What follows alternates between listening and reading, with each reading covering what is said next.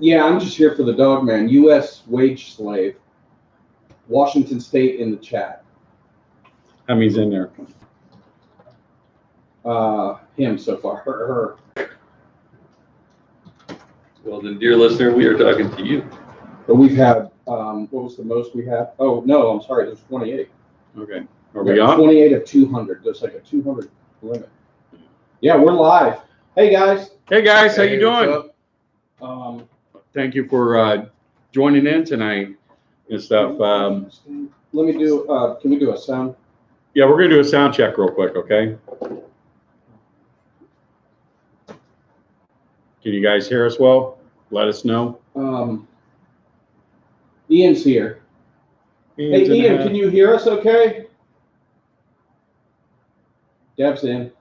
Okay, good, good. All right, guys. Couple Hang things. on. Just a minute. Technical difficulties. All right, yeah. Are we good to go? Oh, Bobby Atristain Mm-hmm. says loud and clear. We're good. Cryptid 559. Okay, we're good. Okay, cool. We're good to go. Good to go. All right, guys. Before we start the show, and there's a couple things I want to go over. I'm going to go over some NADP stuff real quick, and then we'll get into the meat of the show. One of the first things I want to get into, what we're going to start doing is we're going to start breaking down all our emails and everything to the regional directors. So the regional directors will receive information from us, then they will send in the information to the state reps and on down through the line. Now, we do need a regional director for Region 5, which is Florida, Louisiana, Mississippi, that area there. If anybody's interested in taking this, let us know. So what we're going to do is all that information we're going to provide to them, then it's going to go down through the chain and it will go straight to you guys. So when you go onto the site, we're going to break it up too. We're going to have a picture of the regional director, their contact information to let you know what the region that they're controlled over, so you know how to get in contact with them. And like I said, they'll have copies of the forms. They're going to have a copy of the manual. Now, I want to talk about the forms here real quick for a minute. Before you go out to the field, if you're going out to the field representing the NADP, there's a couple forms that's got to be filled out. It's a confidentiality form, the contract of membership, the release of media recording. Basically what that is, if you get any type of information, sightings or anything like that, you're given NADP permission to use it. Guest liability form, that's if you take someone who's not a member out with you. And then there's the accident waiver release form. That's basically if you get hurt, we're not held liable for that. Then you have the photograph and video release form, photos that you take, stuff like that, giving us permission to go ahead and use it. So those forms have to be filled out before you hit the field. So you'll get the forms, you sign them, you scan them, send them back in to your state rep. Your state rep sends it to the director sends it to us. Now, if you are unable to copy, scan them and get them out right away, just take a picture with your phone and you can text it or email it to your state rep. That would be good until you get the information, the hard copies to them. Keep a copy for yourself. State reps keep a copy. Regional director keeps a copy, and then we get a copy. Now, as far as the manual goes, what's going to happen is you're going to get a copy of through a PDF of the manual. It's a really good manual. Okay, I bought the binder, and you get a cover sheet. It looks really good. I did it. It's kind of a big print, so when you're out in the field, you're able to read it. Kind of goes into a little bit of history of the NADP, talks about the regions, talks about the different groups, talks about uniform code, just basic information you use in the field, different types of tracks, animal tracks that you can study, charts that you can show witnesses, has all the copies of all the forms, tells what each form is and how to use the form. So it's better if you print it out in black and white. It looks a lot better. It's about 168 pages. So you can go to Kinko's or one of these places, tell them to print back and front. It'd be easier. It will cost about $20, okay, honestly, to print it out back and front pages. And you get the sheet protectors, you know, you're looking at another maybe $5 for that. A good binder, you know, another couple dollars. So yeah, you're going to put about $30 into it, but it's well worth it. And it's something you can have with you out in the field. It makes it easy to add pages too. If we Yeah. have something that we need. Yeah, updates and things like that. It's a lot easier to go ahead and, you know, do that. So we'll be sending all that information out. I got a newsletter I'm going to be sending out. I was kind of behind on getting it out. I'll put some more information in there. We'll make sure that, you know, you guys get information, contact information of all your regional directors. But those forms have to be filled out. I mean, you're protecting yourself, you're protecting the organization, you're protecting the property owners. Okay.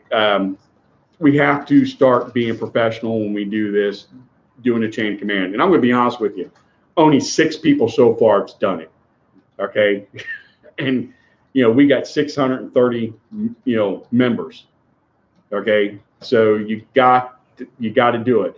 We've cleaned house. We cleaned house a lot because there's a lot of issues with a lot of people are not giving proper emails. We're sending stuff out. They're not getting anything. They're complaining that they're not getting anything because they put down the wrong email. So you need to make sure we have all updated contact information. There was quite a few times that we literally had some really good cases where we had to contact people and say, listen, this is happening now. We need boots on the ground, and get no response from anybody. And we should not have to do that. I mean, not even a response that, hey, I can't do that because I'm working or whatever. It's just no response back because we had bad contact information. So we got to make sure we got all that stuff. I can interject real quick. No, go ahead. Well, one of my suggestions is like what I did is I made an official NADP email address. You could do it like Yahoo or Gmail. I did a.davis_NADP@whatever.com. And another thing that we're doing, I've already got this set up. We just need to get it out in the next newsletter. Is I've already got a Discord chat with every state set up for text chat. We have a voice chat available, and I've even got a lot of the regions that we have the sightings and stuff from around the world on there too. So we'll have a link for that in the next newsletter as well. Yeah. So we just got to make sure, you know, everybody's proactive when they do. We follow, you know, the chain of command on this. Another thing that we're going to be doing is we're going to be making a field investigators test. It's not going to be something hard. Most of the stuff's going to be in the manual. Okay, it's just going to be basic information to get everybody qualified as the field investigator. You'll get a certificate. You can get a patch, your field investigator patch. It's going to be probably about $10, you know, to take the test. That's going to cover for the patch, and it's going to cover for the certificate that you're going to get. The one thing that we don't want to do is come up with a membership fee. You know, that's crazy. We don't want to do that. But we want to get everybody certified and getting an investigator certified and getting in, you know, some of the special teams and things like that. Talking about special teams, a couple of our members are search and rescue. Okay, and they work with dogs, and they thought it was a good idea to start a canine tracking team, which I kind of think is a good idea. It has its pros and it has its cons. The pros is, it's good to have a dog out to the field because the dog can sit there and pick up things that we can't. They're alert to what's out there. The con is, if the dog's not trained, the dog bites somebody or something like that, that's the bad part. So if we end up doing this, I'd like to do it. I like to try it because there's a lot of Bigfoot researchers are very successful when they take dogs out to the field. But when we do it, I want to be a little bit more organized. I want to be a little bit more trained. So if you're going to do it, I would like for your dog to be trained, have some type of certificate showing they had some type of obedience training. And it's hard. I've got a 4-year-old German Shepherd. I paid $2,300 to get him trained, and he trained me well. Okay, so that's the problem you run with dogs. But it's good to have them. The other con about that is if you make contact, you got to worry about the dog getting hurt because the dog's going to protect the handler. You got to worry about the handler getting hurt, trying to protect the dog. So those are kind of things that we're kind of going over. So there'll be another form for that. And it's going to be a hefty form because, like I said, you're protecting the organization, you're protecting yourself. Okay. So that's something we want to look at. I'd love to have your guys' input on a canine tracking team. I kind of did a patch, for it. And it's kind of a decent patch. I don't think I've got it with me, a copy of it, but I mean, it looks pretty good. And and it looks really good with like the black BDUs, and stuff. I mean, it looks really good with everything. And I did like a mock-up to see how it looked for like the canine outfit and things like that. But I'd love to have your input on this. Do you guys think it's a good idea? Do you think we should try it? Do you think it's a bad idea? Do you think dogs are good to have out to the field? But like I said, it's got to be trained dogs. They have to have some type of training to them. So I'd love to have everybody's input on that. Who's our Texas rep? The most recent one. Art. Is it Art Byers? Yeah. Here we go. Got a picture. So you got a picture of it? Yeah, there you go.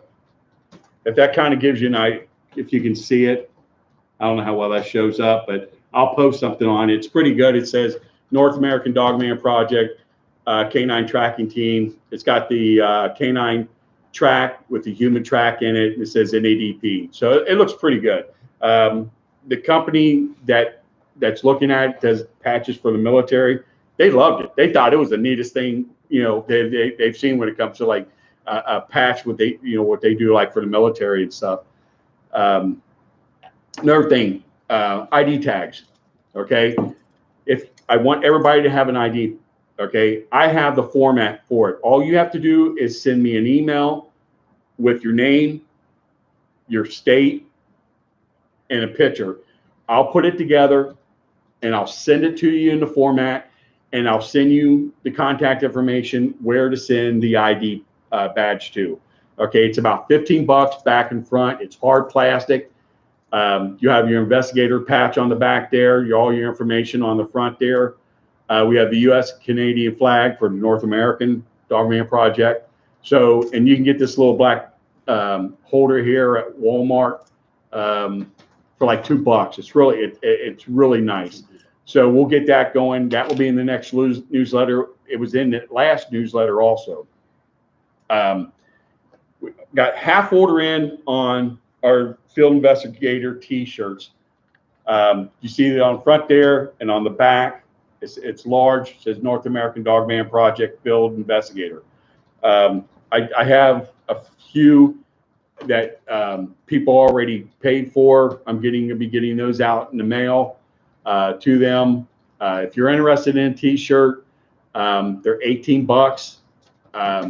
I have to get a minimum order of 12 in order to get it done. So contact me on my Facebook page if you want one. I'll let you know how we're going to go about doing it, and we'll get another order set up, because I got another order coming in, and those are for people who paid for those also. So I'll be putting another order in if people want some now. and I need to know the size. Now, if you go like 3X, 4X, 5X, 6X, it's additional dollar, you know, for the size. Okay, give you an idea. Now, for the polos, I would like field investigators to have because they're really nice, professionally looking. This is what I did for our Canadian people. Canadian, eh? Canadian, eh? Is it mini? You can see there, it's got the North American Dogman Project logo with the leaf on it. You got the field investigators patch sewn on here, embroidered on here.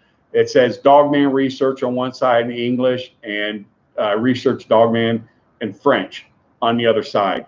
Really nice. You can get a polo with the two logos and a hat with the logo on it for about $42 at Queensboro. Okay, they do awesome work on the polos. I mean, really nice. So, like I said, you get a polo, two logos, and a hat with the logo for about $42, depending on what type of polo shirt you get. I'll be sending out information in the newsletter, and we'll be putting it out like in a massive email to everybody again, where you can get it at. I'll give you the logos to use, and just go and get it done. It's really nice. Let's see. Anything else? I can think of right off the top of my head. Okay, that's the official business stuff. Right. Okay, now for the last year, okay, we've been telling you something's going on with the North American Dogman Project. And what was going on is that we had a network contact us, and they wanted to do a show on Dogman, and it was A&E. So we did some filming with A&E. You know, did real good. I mean, really good. I thought it was really good. And when A&E went to get it, they were looking at it, you know, and they're like, man, this is a dangerous subject. People are going to get killed. I mean, I'm talking about how this thing is an apex predator. Dave's talking about, I'm out in the field.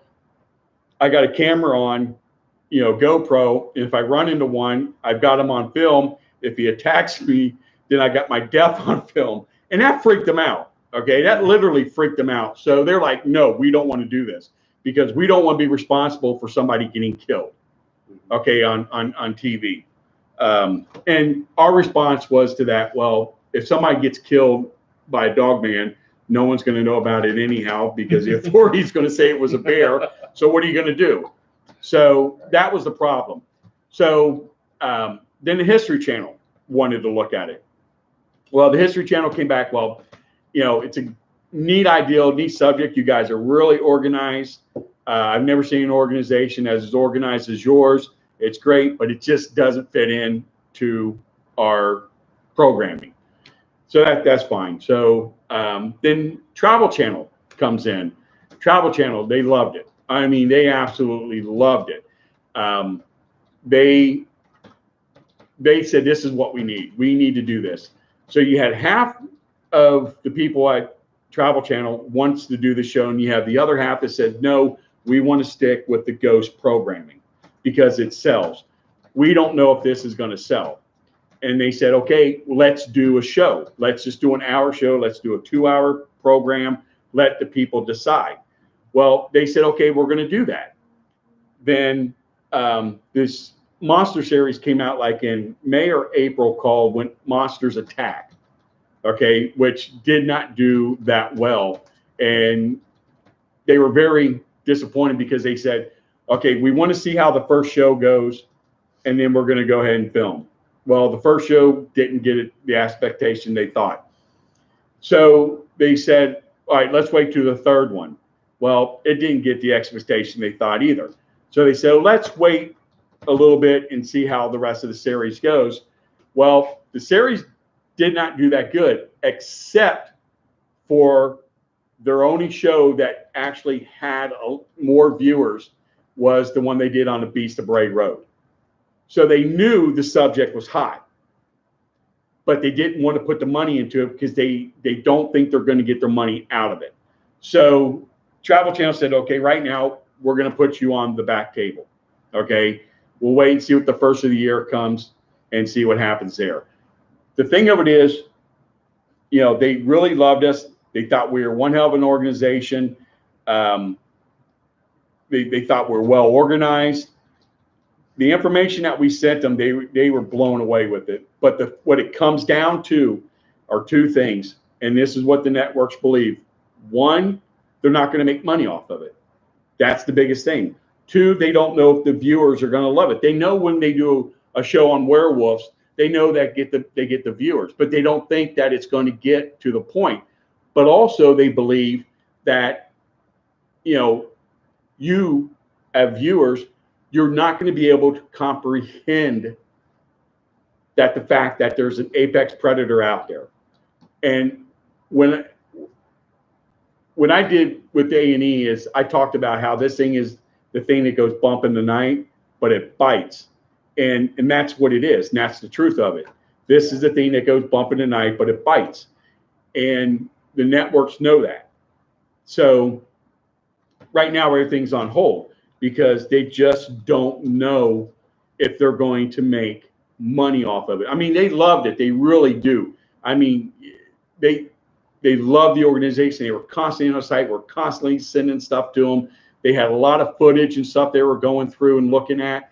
But like I said, they just don't know if they want to put the money out because they don't know if they're going to make their money. Even though they had an actual howl on tape. No, I mean, oh yeah, I mean we got some pretty incredible stuff that they sent. Yeah. I mean, the stuff we shot was, I mean, it was some scary stuff, and they like I said, part of them said yes, we love it, we got to do this, and the other part says, well, no, because the ghost stuff's so hot right now.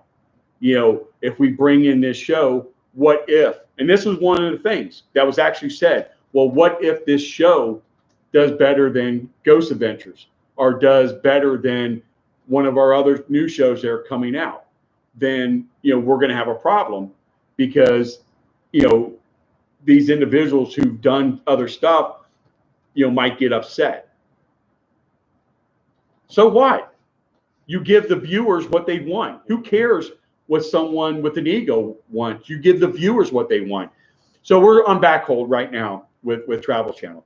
But in the meantime, a large, major news outlet came to us and said, what we want to do, we love the subject, we believe in it, we think this thing is real. We want to do a 10-part episode on our digital format. Okay, and there'll be about 6 minutes long. Okay, they get about anywhere from, they said, between 2 to 3 million hits a day. Okay, so they said if they can guarantee, they're literally saying we can guarantee 1 million hits a day per episode. Okay, so they have all the footage from A&E, they have all the other footage and stuff. So they're going to be they're putting this show together. They said it's going to go about like 6 minutes, like little teaser type things, and they're going to be like 10 episodes. So we'll let you know when that's going to come out. So we need you guys to sit there and just bomb it. I mean, literally bomb it, because Travel Channel says if we can guarantee 1 million hits on just a 6-minute episode, they'll jump on it. We know the networks will jump on it. So that's what we're going on right now. And we'll let you know we can't really say right now who the major news outlet is, but it's a big one. And like I say, they got a digital format and they love the idea. They love the show. They love all the footage. They think it's neat. They think it's real. And they're going to promote the crap out of it. They're even going to do some stuff through their media about the subject of Dogman to kind of get us all hyped into it. So that's good. That's good. So everything's not dead right now. So that's the good part. So we're trying our best to get something on Dogman out there. This is the new cryptid. And a lot of people actually don't know a lot about it, and that's part of it. they're just not educated about the subject yet, because it's actually it's within the last 5 years is really when it grew to what it is today. But it's one of the subjects that most people are so fascinated with, that it's terrifying, because at least Travel Channel knew when they asked what was your expectation of the show. Our expectation was, I want somebody when they're watching the show to basically, when they go to bed, I want them to sit there and cover themselves up and shake when they hear something move outside. Or a guy my size just gets done watching the show, wife tells him take out trash, and you go out to step outside, you look left, you look right, and you run to the trash can, and you run back in. That's what you want. I told him, I said, listen, people don't want to be entertained when it comes to cryptid. They want to be scared. That's it. They want to be scared. I'm not talking terrified where you give somebody a heart attack, but you want them to go to bed scared. That's what people want, and that's what you want in a show. If you can't provide that to them, the show's not going to be successful. Okay? They want to listen to the witnesses. They want to feel the fear in the witness's voice. We can see the location, see things that we may not be able to see. The night type stuff has just been saturated. You're not going to get nothing at night because every other predator and critter's out there doing the same thing.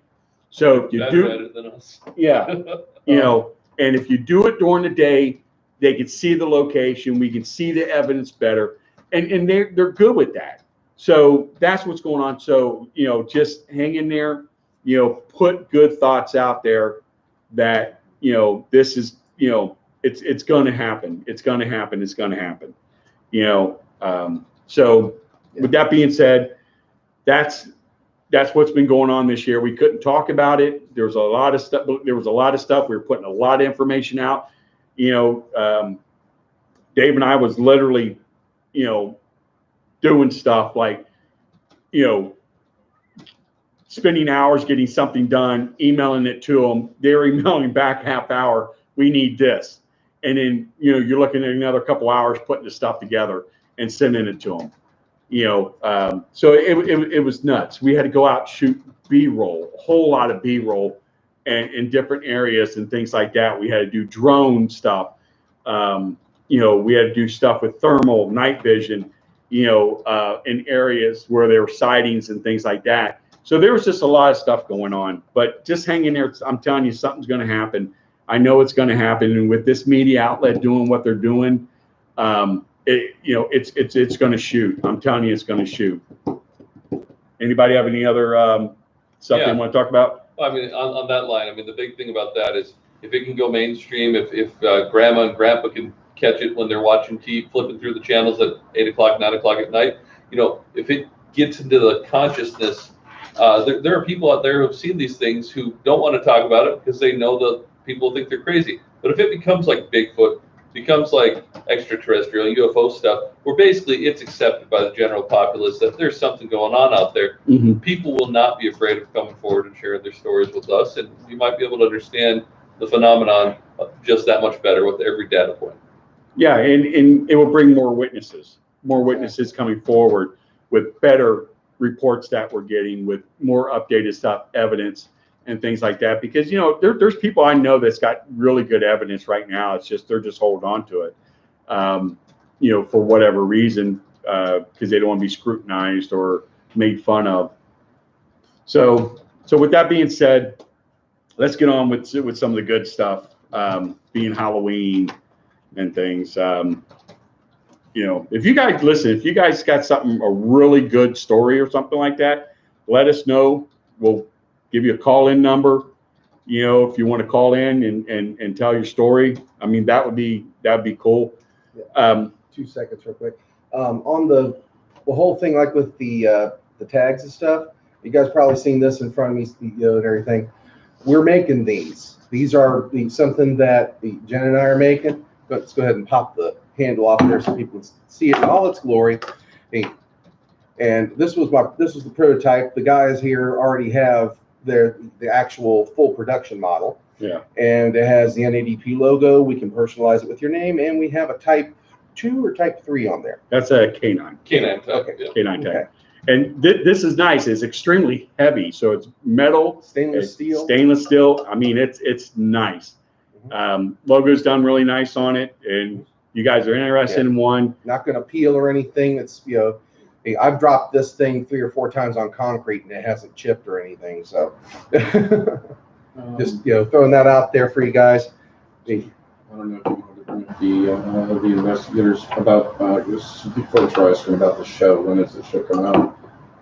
I wasn't really listening. Did you tell them about how the researcher, the investigators in the field, if they have a story that they will be a part of? Oh, yeah.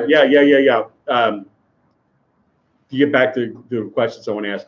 Now, when the show, you know, if a series happens, okay, one thing that is going to happen is that when we go to each state to do the investigation, the state reps, the and field investigators, the regional director, they're all going to be a part of that.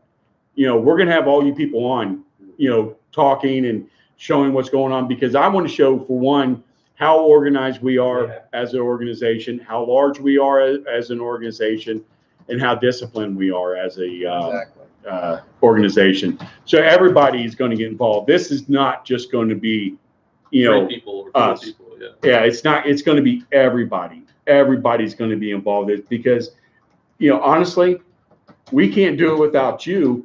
And, you know, why should we get the glory when actually you're actually doing the footwork? Exactly. If you sit there and think about it, you know, so why should we leave you out and take the glory for it? So everybody's going to be a part of it.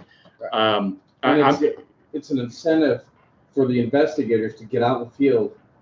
And start getting the stuff. Because here's the thing. One thing Travel Channel said: if we had something that to show, you know, then it would bypass everything. Excuse me. It would bypass everything. And basically with a lot of these go shows, that's how they did it. You know, they wanted to talk to these people, but if they had something, you know, that they can put in front of all these other projects, they'll do it. So, you know, get out there, right? Be proactive, get something. Let's make this happen. Me personally, I feel it's definitely going to happen. Okay. It's just going to take a little bit more time to do. Because something major is going to happen, I think, in the field, and the field's going to blow up, and you can't. No one's going to be able to ignore it. Literally, he's not going to be able to ignore it. So, what else? Any questions or anything? Ask them if they want to throw out any questions. If you guys want to throw out any questions, please do. We had over 150 people at one time. Dave's over here monitoring the chat, so So if you got a question, throw it in there. U.S. wage slave, ask us a question, because you've been all over in here. All over. While we're waiting on that, I want to talk about. I got a very good friend in Australia.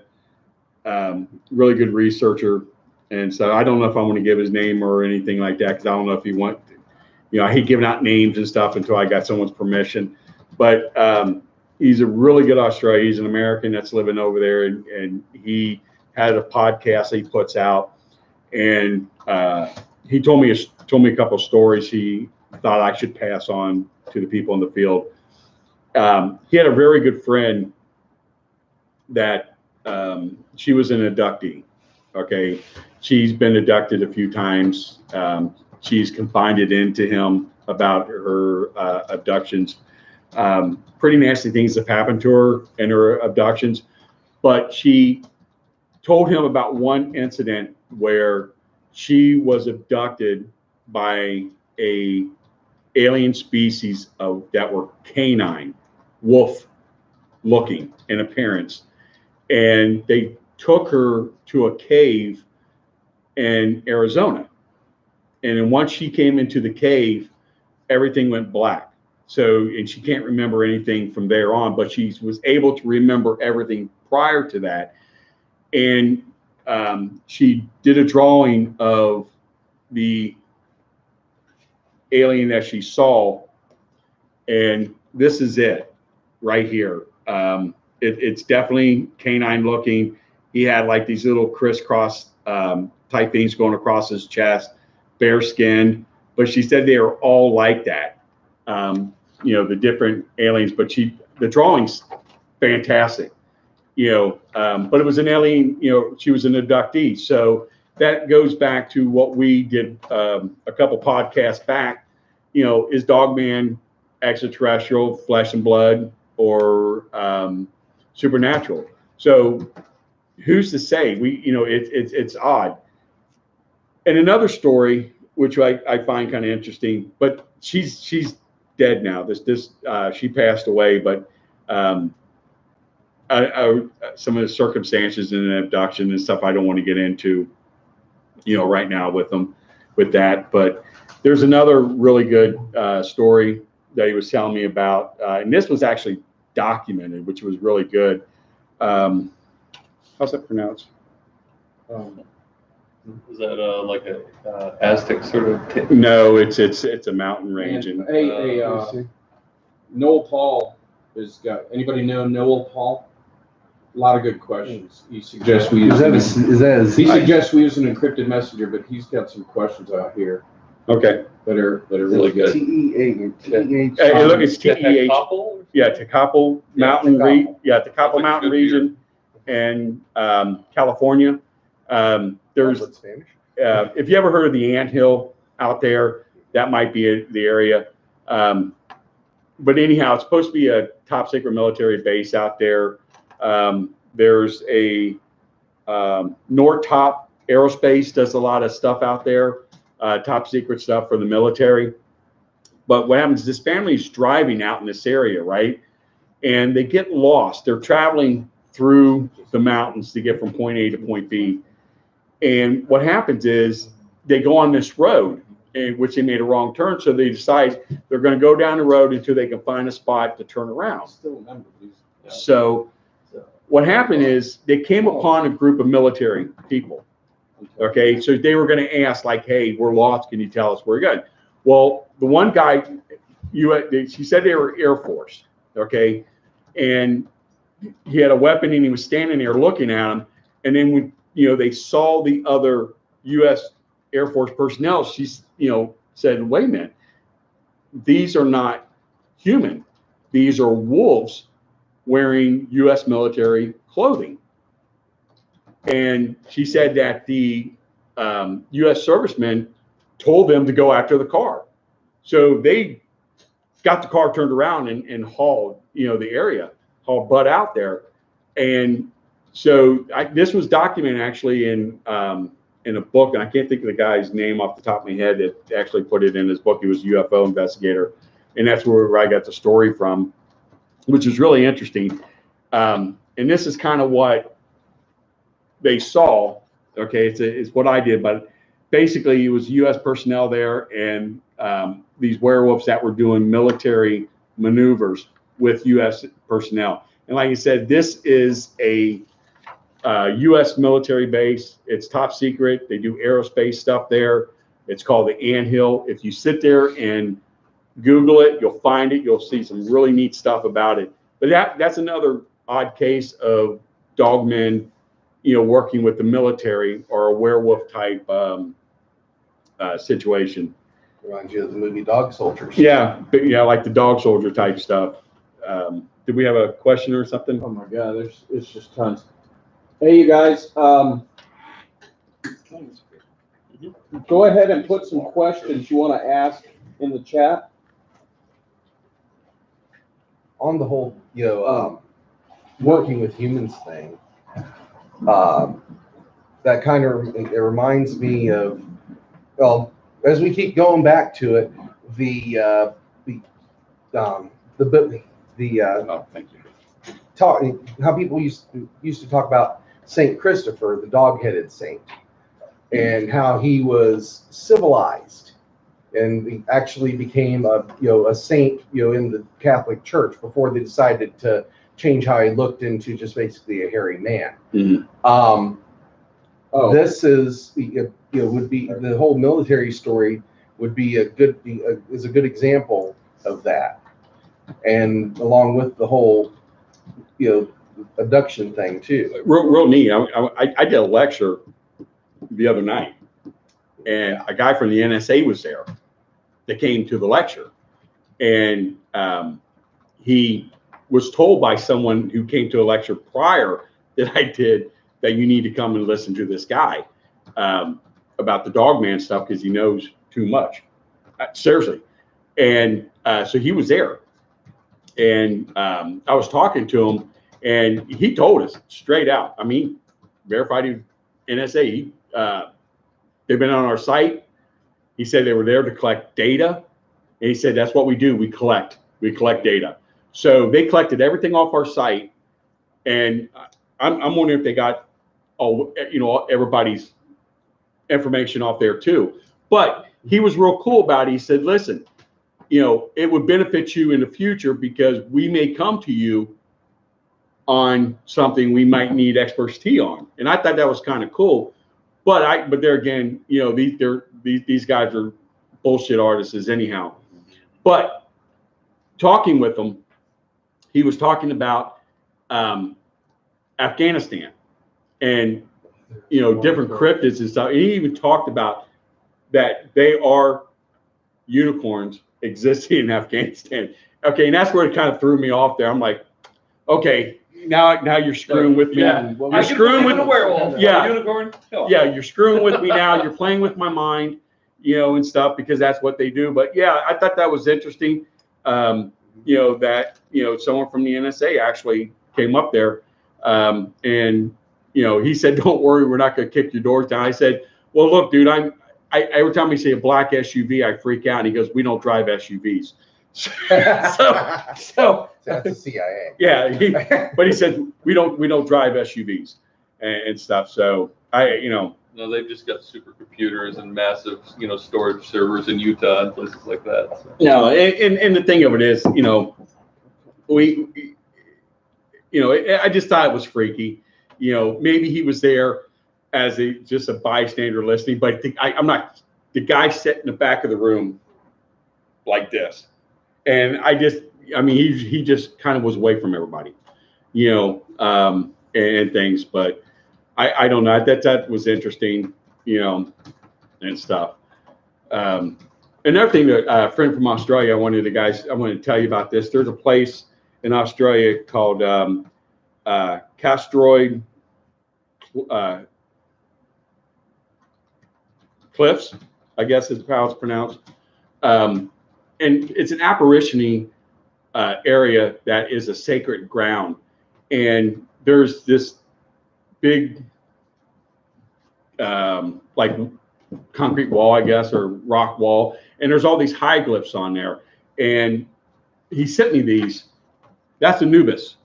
This thing is 2,000 years old, carved into this area in Australia.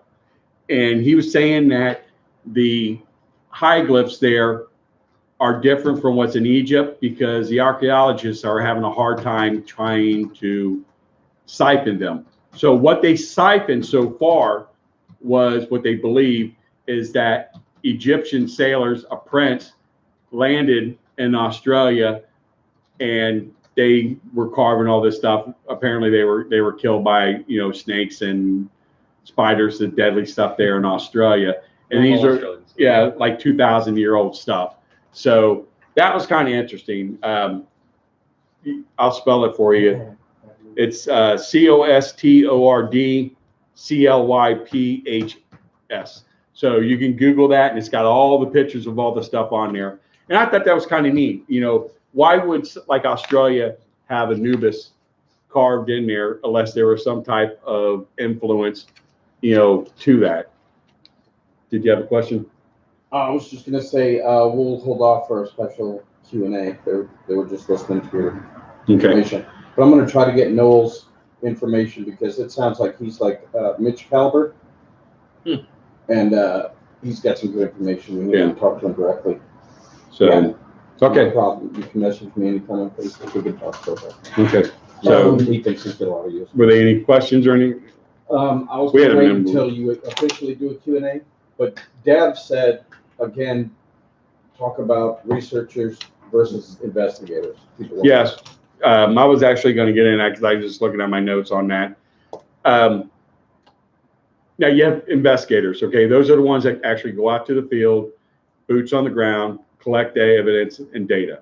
Okay, your researchers are basically the guys that are sitting behind the computers, okay, gathering information off the web that we can use. Trying to put the story together from all these different places, you know. Right. So what we want is, you know, that's why we asked, do you want to be a researcher or do you want to be an investigator? You know, I would like everybody to be both, to be honest. You know, be a researcher, be an investigator, you know, get out to the field, you know. And here's the thing too. The motto of the North American Dogman Project is safety before research, safety for investigations, okay?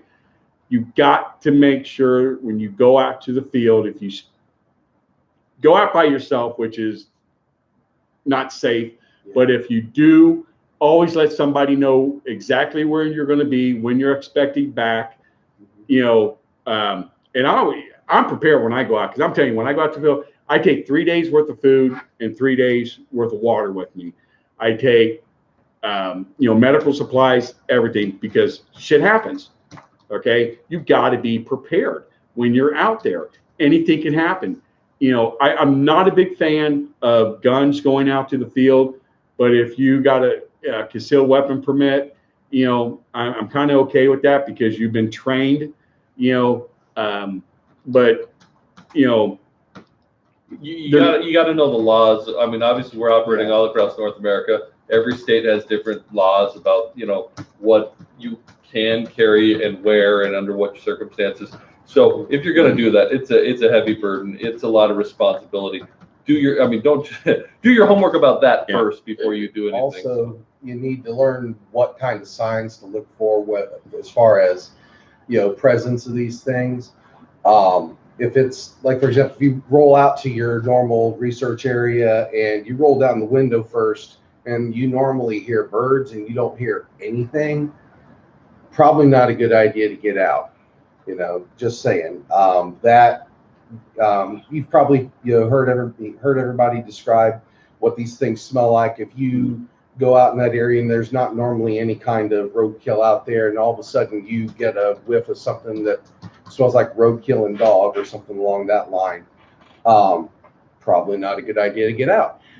You know, but when you actually find evidence like tracks, learn how to gauge how fresh a track is. I mean, if you know, it has just rained right before you got out there and you see fresh tracks with water in it and it's not washed out at all, chances are you probably are really close.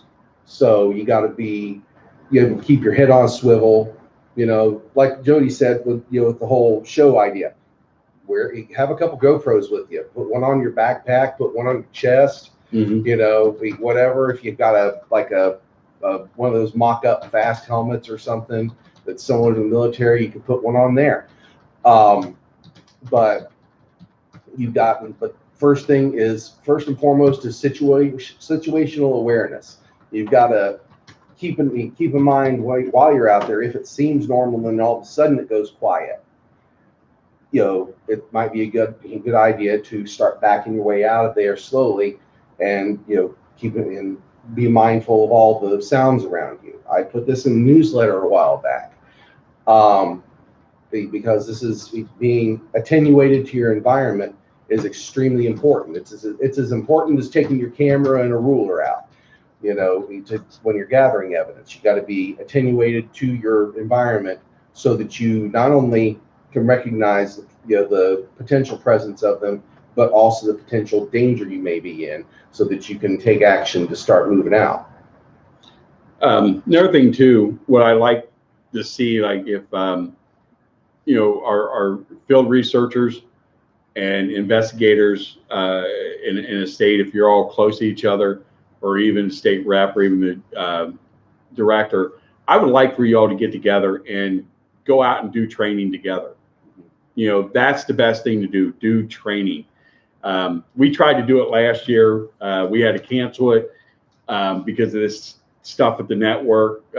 We couldn't do it because they changed the dates on filming and stuff. So we didn't get to do that. But I would like to see, you know, state reps, you know, get the people in your state together, set up a training course, you know, bring people in for a weekend and just do training on how to collect evidence. I have all that stuff that's in the manual: how to collect evidence, how to talk to an investigator, what to use in your investigation kit, things like that. It's really good information, but you got to train. That's the only way you're going to be successful on doing what you're doing. And that's what needs to be done. The problem is we're also spread out, you know, and it's hard to do, you know, some type of training that we're seriously, once we find out what's going on with this network stuff, we are going to set up a major training weekend to bring everybody in who wants to come in from across to get certified in training, so you can go out and teach in your area too. But in the meantime, do it. Get out there and get trained. Yeah. Also, like along with the training, you know, there's stuff in the manual right there that you can learn.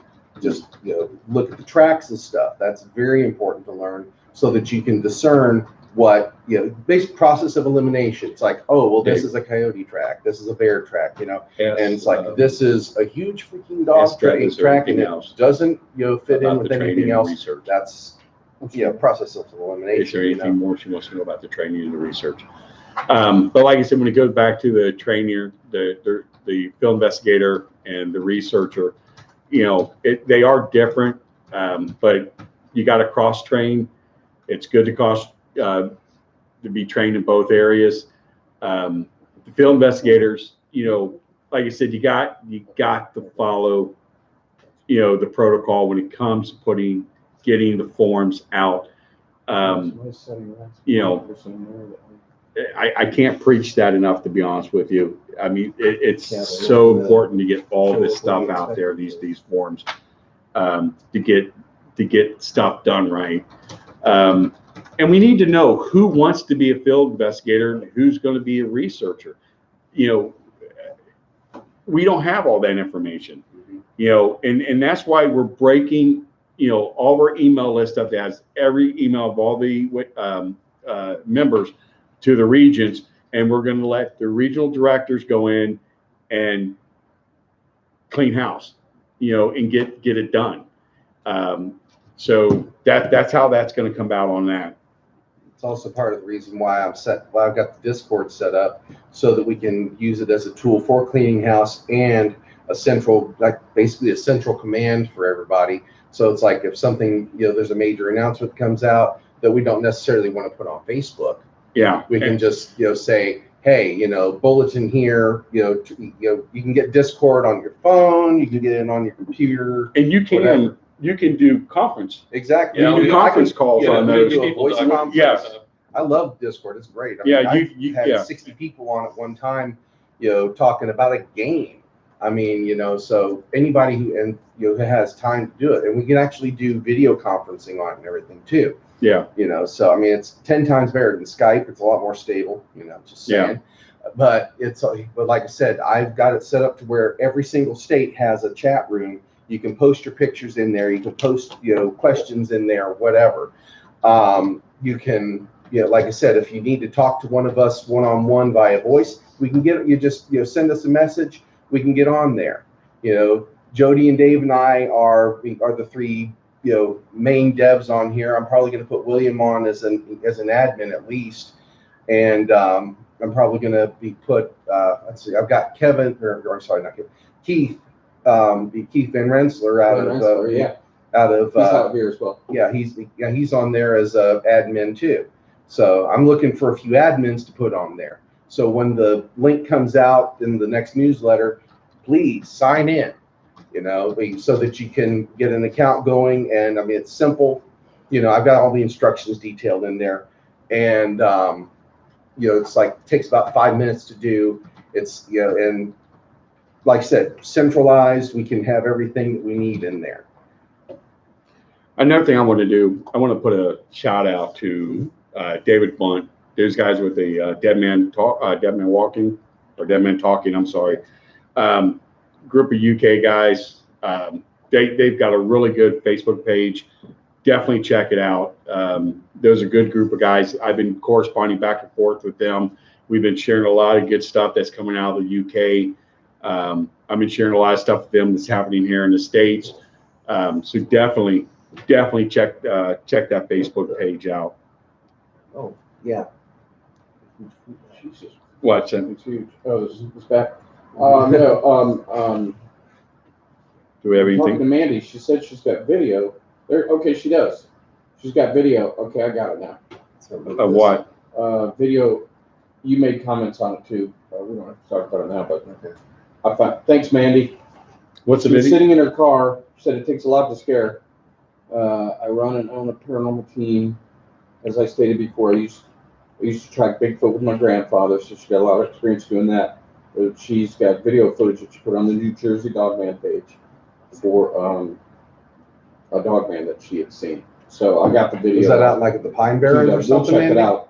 We'll check it out afterwards. But because well, I don't know if we'd call it there. I kind of have an idea about, some of the Jersey Devil sightings, considering how widespread Dogman is, that it's entirely possible that some of the so-called Jersey Devil sightings and some of the sounds could potentially be Dogman too. Another thing too, there was this post on Facebook about a possible Dogman handprint on a vehicle, which is this here. I'm trying to find out who. Can you get it closer? I'm trying to find out who posted that. I definitely like to talk to them. If anybody remembers these photographs. They said it was like about if I remember correctly, it said it was like a 6-inch long print. Yeah, very interesting. So if anybody knows who was the one that posted this, if you guys could please pass it on to us, because I definitely like to talk to them, and get a little bit more information, about that. I appreciate it if you guys can. Yeah, I don't know how if you can do that, but the palm of that didn't have a crease like us. It was like, rounded and kind of ragged looking. Yeah, So I mean, like the paw of a dog. the fingers. Yeah, I mean, it was. I mean, you can see how long. I mean, from the fingers from the pad was pretty interesting. Well, it reminds I me may of have- the, I may have the got one it. that I saw. You know who it was? Noreen St. Martin said it was her. It was her. Okay. Okay. Yeah, if you can send. Do you want her to call in? Put the phone on speaker, kind of like what we did last time. Yeah. We're Give her myself. Yeah. You got it. Let me know where it's coming from, too. So. Where are you from, Noreen? You can go ahead and post it in chat so we'll know where That to is look you. for. From east of the Rocky Mountains. Yeah, east of the Rocky Mountains. Somewhere in a deep underground bunker. Copyright strike. She's saying yes, she posted it. Ask if she wants to call in and tell us about it.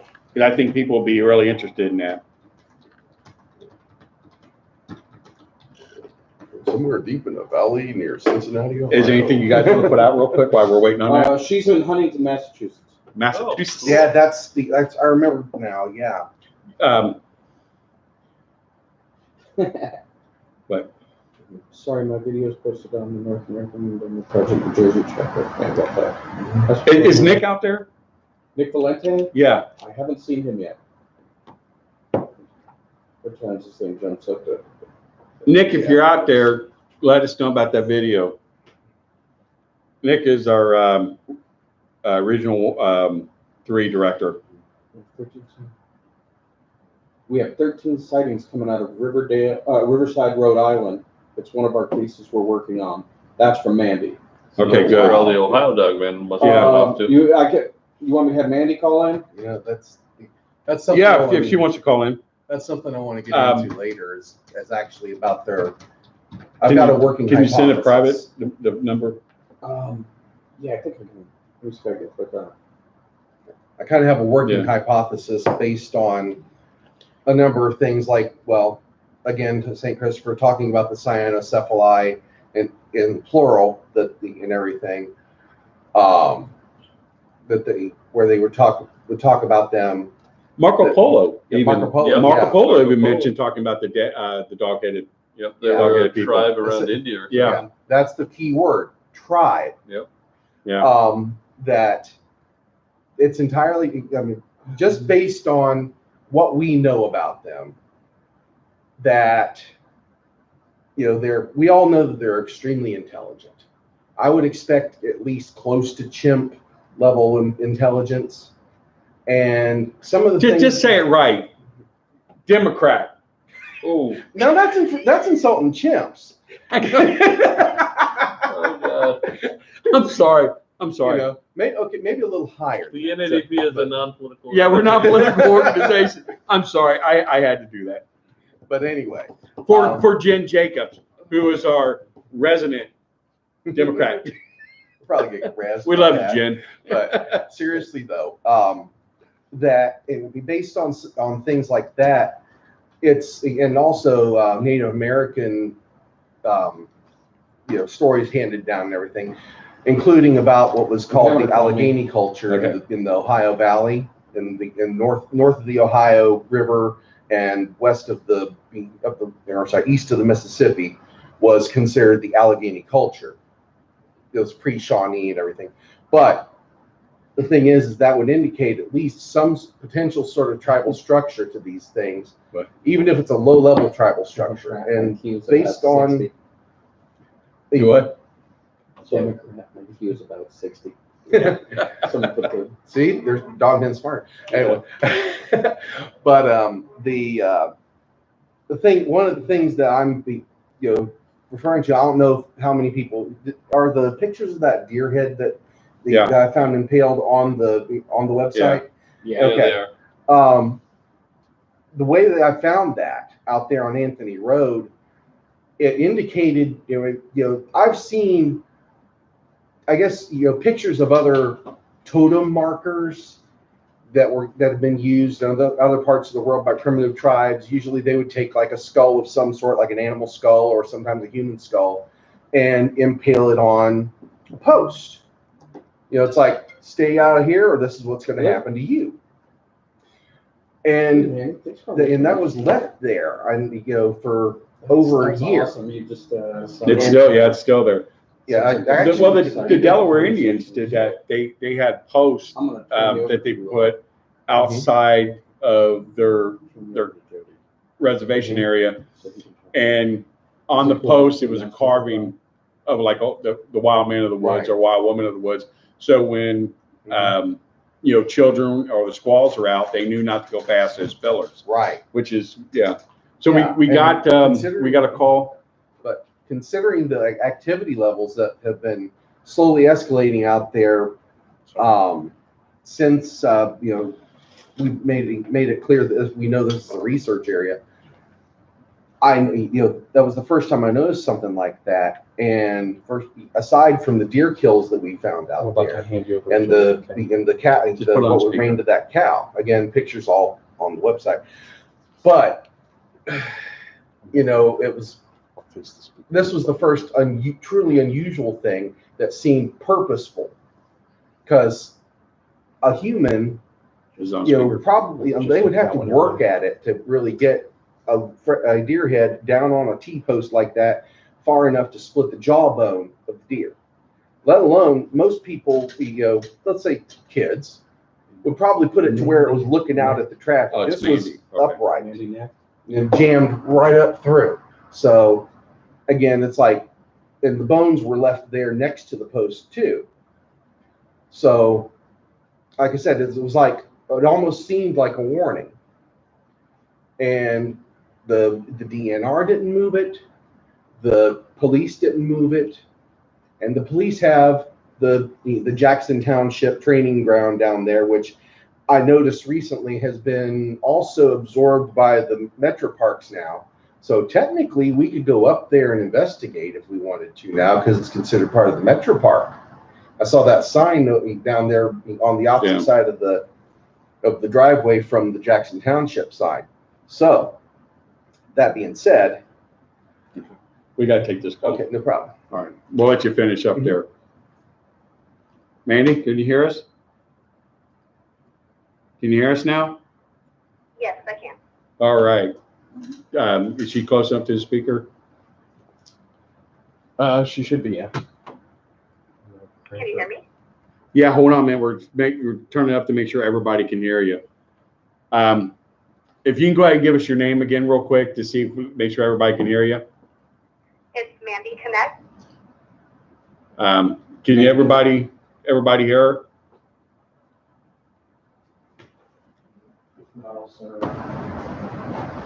Patrick said he can hear. Did it say you Scroll can hear? down, yeah. Okay, good. Mandy, can you hear us okay? I know you can hear me good. Yeah, I can hear you fine. Good. All right, tell us what happened here, because those are interesting pictures. I saw those, but it didn't say who it was because it was shared by somebody else. You mean the video? Because I'm the one with the video. Oh, the video. Oh, okay. I'm talking about the hand. Yeah, please tell us about the video.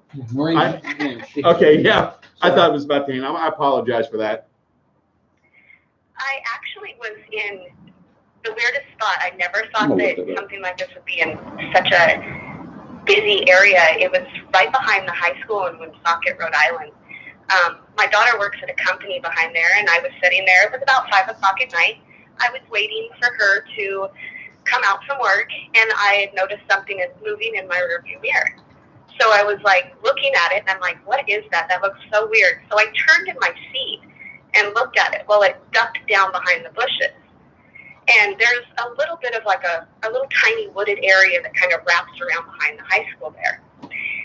So I was like, okay, what is this? And I'm looking at it and trying to figure it out. And it stood up. And when it stood up, it kind of cleared up out of the bushes enough that I could see the head of it really good. And it had the pointed ears, and it was huge. And I was like, okay, this is creepy. So I didn't want it to really kind of notice that I was looking at it. So I lifted my phone up and hit record and was recording it through the rearview mirror. I didn't want to turn around and acknowledge that I was recording it at all, you know. So I was like, okay, I'm just going to start filming and see what I can get out of this. Well, it never came out of the bushes. It stayed back in the tree line. But it would like move around. You could see it moving. You could see it duck down whenever I think it thought that I was really looking at it or focusing on it. It was pretty intense. And I hear my daughter's coming out of her work at 5 o'clock and this thing's in the bushes. Well, I heard the door open for where my daughter comes out. And when I turned my head to look at the door, then I turned back and it was gone. But it was big. Can you describe it? What it looked like? It was really dark. I mean, it was pretty dark, and it was sitting back in the shade of the trees, but it was well enough that you could actually see the outline of it. Even in the video, you can see it. It stands up, it moves around, it kind of bobs up and down a little bit, like it's trying to see me in through the mirror, or through the windows of my car. I was the only one sitting in the parking lot, so it was kind of creepy out there by myself. But when my daughter came out and got in the car, I got out of the car, and I stood at the back of the car and was kind of looking to where it was, and you could hear something big running through the tree line. I mean, you could hear it. And my daughter's like, what is that? And I was like, I have no idea. And she's like, well, let's go. So she got back I got in the car, and we left.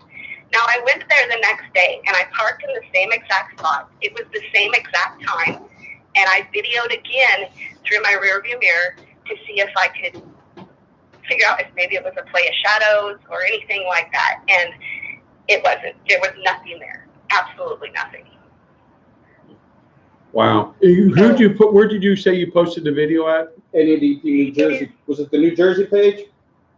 Yes, it is. It's on the New Jersey page. It's right it's here. Down a little ways, but it is there. Okay. Got it right here. Okay. You watched and commented There's some comments on stuff. Did Okay. you by chance take the opportunity to look for prints or, try and figure out based on the local trees, maybe how tall this thing was? I didn't because, according to I went back to where the tree was the next day when I saw nothing in the rearview mirror that resembled this at all. I went back out there the next day and stood by the tree, and it had to have been at least 7 feet. It was pretty big over my head. Wow. Wait a minute. That is big. Yeah. Holy. Yeah, I'm watching it now. So I can't find it. I'm.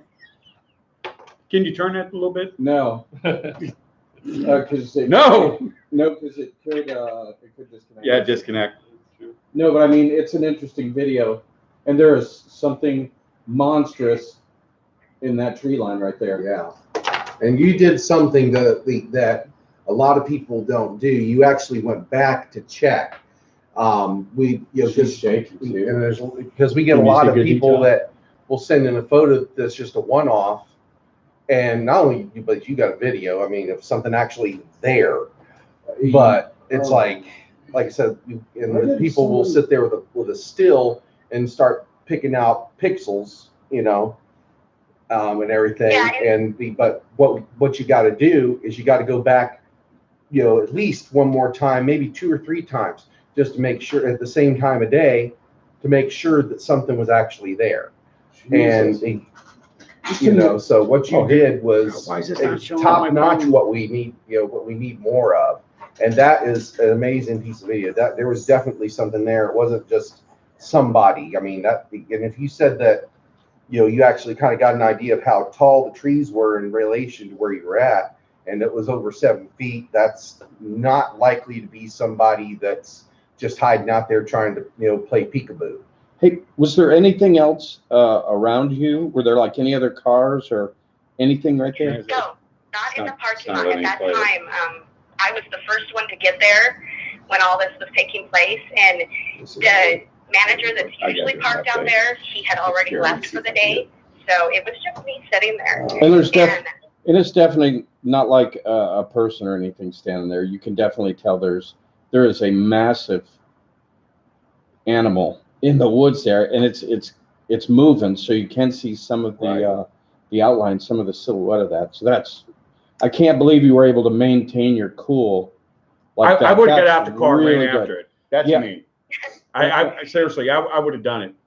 I would have ran out the car. It takes a lot to really scare me. I am co-founder for Rhode Island Paranormal, so we go into all sorts of places. We're actually dealing with 13 eyewitness sightings right now out of Riverside and the Hockomock Swamp area. Of Dogman? Yeah, Yes. Wow. that's why when she posted that, I had to get her on. Yeah. You got to keep us posted on that. And we'll get you in contact with Nick. And Nick's got a full team that he can get out there. And keep my number too. Anything you need that we can help you out with, also. Yeah, we love doing this. I mean, we're actually getting ready to put out a video on YouTube that's about our cases for the Dogman, as a matter of fact. So we have a YouTube show called The Ripple Effect. So we're trying to get that up and running. And one of our videos that happens to be on the cases that we're dealing with.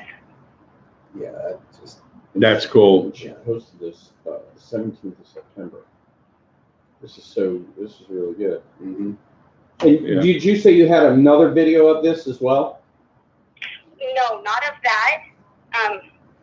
We've just got a video that we're getting ready to put up. It's just like a TV show almost. It's called The Ripple Effect.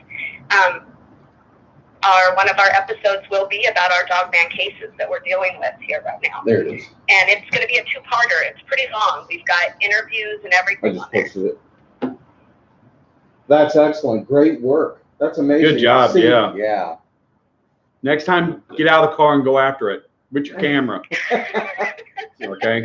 Make sure to bring Wrestle it to the ground and bring the milk bones or the bacon strips. Or If you he know what? growls, that's fine. You can turn around, but just get the camera up in his face like that, and that's.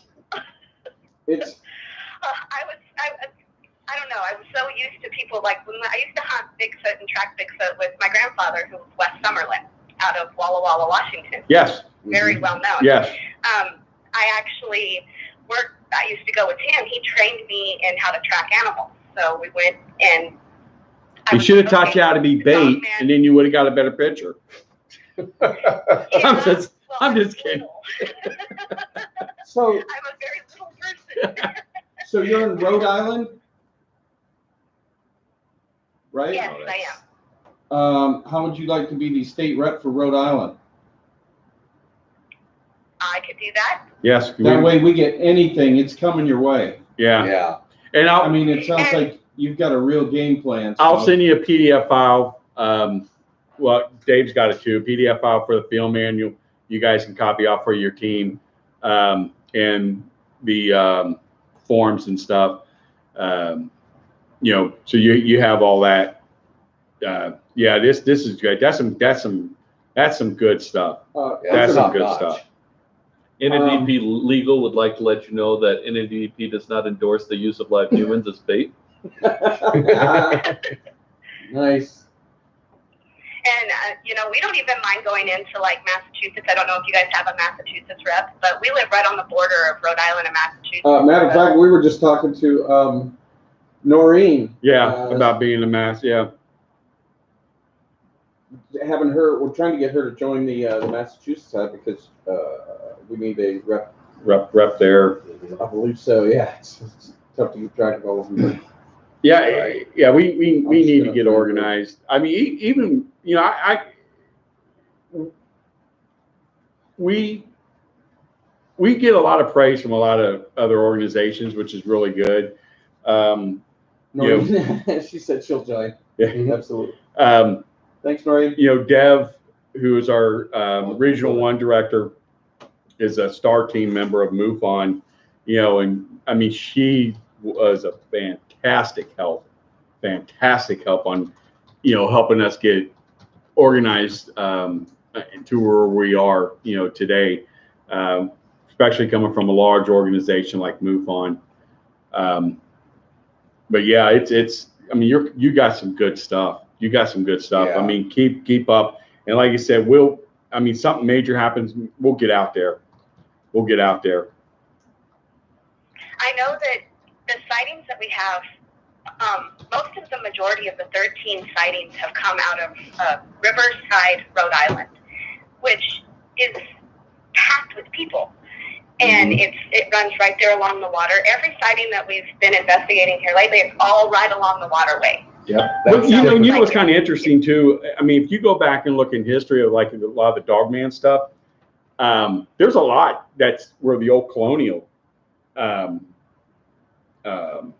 regions were. A lot of sightings up through there. Yeah. Even what Roanoke Island? Roanoke, yeah. Yeah, Roanoke. That area has a lot of Dogman sightings, and there's a possibility that Roanoke, Virginia. Think about that just a second. Dave, our guy from Pennsylvania, he was when he was going down through the alligator swamp between North Carolina and Virginia, when he had that encounter with 4 or 5 of them that he thought he hit one of them and then wound up having to take a shot at one because one was crossing behind his trailer and the other one was keeping his attention right there. Right. But there's a possibility where they think that why those people were missing because they were probably killed and eaten, as a possibility. Well, that whole settlement that disappeared. Yeah. And that goes into, just an example here in Ohio, again, the heart of it all. Dave, do we need a rep in Tennessee? But with the presence of so many, yeah, I think we do. so many covered bridges. Matthew Anderson. What's that? Matthew The sightings Anderson. that we're having Matt Anderson? in Riverside right now, they're actually going into apartment duplex parking lots. They're being sighted inside of an apartment duplex parking lot. It's ridiculously crazy how these. Germantown. Well, here's the thing too. We Akron, Ohio.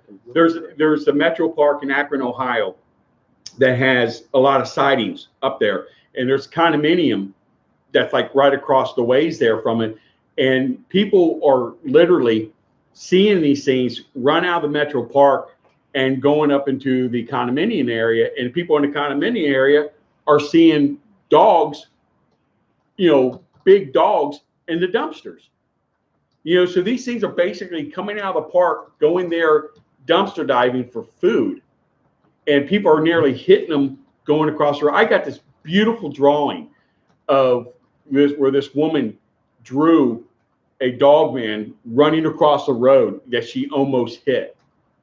And at that same Metro Park, I got a ranger that gave me a drawing of one that he saw, and it was snowing, and he was locking everything up, and he saw a dog at the wood line, which was probably about 20 yards away from him. And he said it had this odd look on his face the way it was looking at him, but it was big, large, wolf-looking dog. So he had a sandwich or a hamburger or something like that, and because it was cold and stuff, he wanted to give it to the dog, and the dog wouldn't come over, so he threw it, and the dog wouldn't take it. So he got back in his car, pulled his car around, and the lights hit the dog. But there was also a light that was out there, lighting the area. And he said it stood up on two legs and walked along the wood line and went across the road up into those condominiums. Mm-hmm. And I got the drawing, and it's really neat. And I've got pictures of the tracks in the snow, because we were up there within 24 hours after that sighting and talking to him. And we got the pictures, and they're human style foot, but with large claw marks about the size of a finger, really odd looking. So, I mean, that's not unusual of the stuff that you're getting there. It seems like, they're getting more and more bold, going into heavily, populated areas.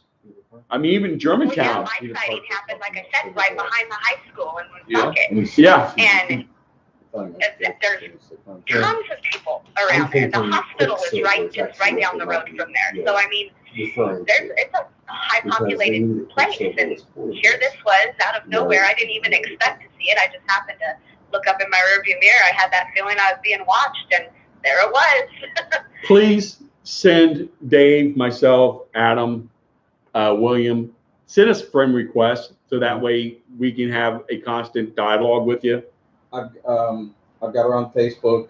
I've got Noreen on Facebook as well. Okay. They're both out there.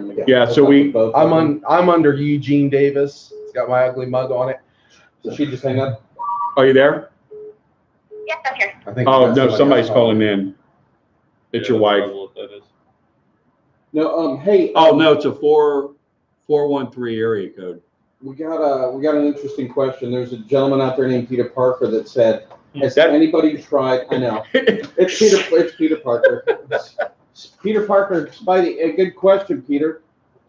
He's asking if do we know of anybody that's tried silver bullets or bullet? I'll let you talk here for a minute. I'm telling you what. I'm having some made. I'm not kidding you. I'm having some made. I had some real silver spoons and stuff that was given to me, so I'm going to have some made.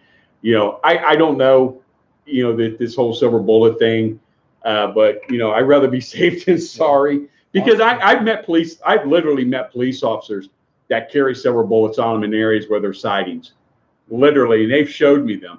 They're not taking any chances. And actually, I was at a gun show not too long ago, and they were actually selling silver bullets at the gun show. And I was asking the dealer, I said, why are you selling these? I mean, because they're expensive, and he said, you would not believe the stuff that I have heard from people who have seen werewolves. And I'm like, okay, I need to sit down and talk, because this is what we do, so yeah. Physiologically. My first sighting with Dogman, I was 14 years old, and I was inside of a camping trailer, and it was probably the most horrifying horror movie could be made from it. It was just absolutely terrifying. It was me and two of my friends, and it was in Washington State, right out of a town called Dixie, Washington, little tiny Spitwater, blink you'll miss it kind of town. And we were back up in the mountains, and my friend had a property up there. So we were like way in the very back of that property, in a camping trailer. We decided we were going to be so cool and camp out there. We were 14-year-olds and we knew everything. And in the middle of the night, we had heard this. It sounded like tapping on the window of the camping trailer, like a claw, like somebody's nail was tapping on the window. Mm-hmm. We thought it was his mother coming out to see what we were doing or if we needed anything. And he's like, yeah, that can't be my mom. The porch light on the house isn't even on. So I was like, okay, well, I'm going to open the blind and I'm going to look out and see what it is. So I opened the blind and I was literally face to face with this thing. It was just a small little tiny plate of glass separating me and it. And it was terrifying. It looked right at me. We were totally right there together, eye to eye. Let me ask you this, and real quick, and I'll let you finish. And the people out there, have you ever had rocks thrown at you that by these things, like prior to a sighting? No, not really. I mean, I've had rocks thrown at me, but I don't know if it was Bigfoot or Dogman that did it. We were in tents in the middle of the mountains out of Walla Walla, Washington. As a matter of fact, it was Black Snake Mountain. We were up on the top of that mountain camping. And I don't, like I said, I don't know if it was Dogman or Bigfoot. I mean, that place is notorious for Bigfoot sightings. So it's a possibility. It could be either or. I never even knew that Dogman existed till I was 14 years old, and here I stood face to face with a werewolf looking right in this window at me. Well, and that's the problem, like with the networks, when we're talking, no one knew about this stuff. I mean, History Channel did something on werewolves a couple times, okay? But they never knew that Dogman existed. They figured that werewolves were just werewolves from, Europe a long time ago. But when it came to Dogman, it's like, they never heard of it. I mean, even A&E never heard of the Dogman subject. They were fascinated with it. They wanted to do it, but it's like, well, if this thing is a killer, doing a show is a lawsuit waiting to happen. And that's the way they looked at it.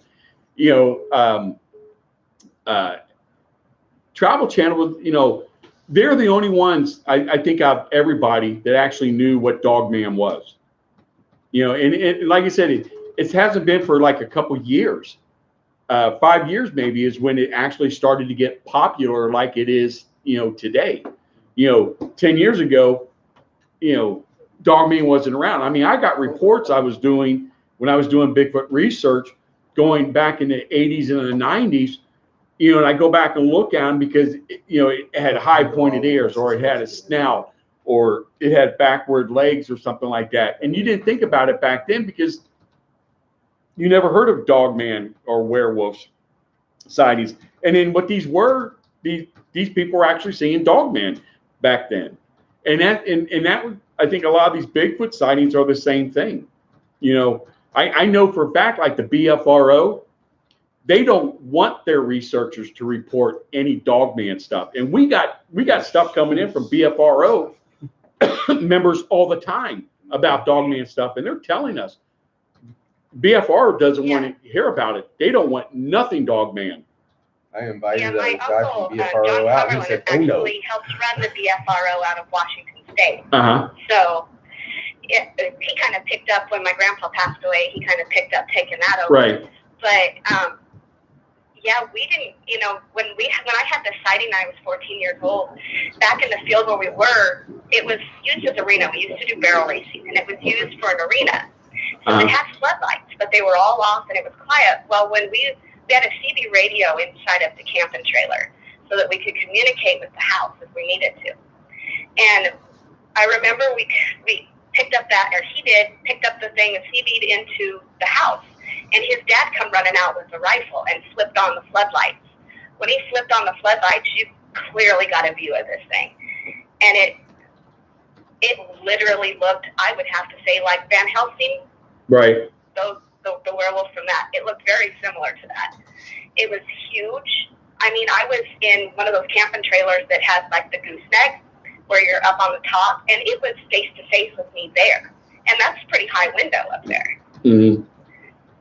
And it turned and walked into the tree line, and when it walked, and it didn't run, it walked into the tree line, and you could clearly see the tail and everything behind it. It was absolutely nightmarish. And it, you know, what's odd, because, you know, we've been getting a couple of reports with Dogman not even having a tail, you know, and I'm just wondering if the tail's been physically removed by another predator, you know, a bear or Another Dogman. Dogman or, you know, something to that effect, you know, because, you know, when I took my dog to the dog park, I mean, they go after each other's tails, you know, and that's how they catch them, you know, so it's a possibility, you know. Well, I do know that the one that was looking in the mirror at me, it had a very huge, significant looking scar on its face. It ran right across the muzzle of it. So it got into a fight with something. Because it was ripped up pretty good. We had a report, and I have a picture of it. I think it's on my Facebook page, where this guy was hunting, and he saw one, had it in his scope, but it had a scar going down its eye, but the eye was missing. The top part of the lip here was bitten off, so you were able to see the canines, but he said it also had a bite, excuse me, on the area up here that looked human. He said it was a perfect round bite, like a human bite. And I'm thinking, well, this thing probably may have gotten in a fight with a Bigfoot and got bit, you know, by this thing. But like you said, whatever it got in a fight with, bit his part of its lip off and ripped his eye out. And I had a professional artist do the artwork on that. And maybe I'll post that tomorrow. I may even have it, you know, but yeah, it's a really, really nice picture. So yeah, we get a lot of that stuff where these things are definitely scarred.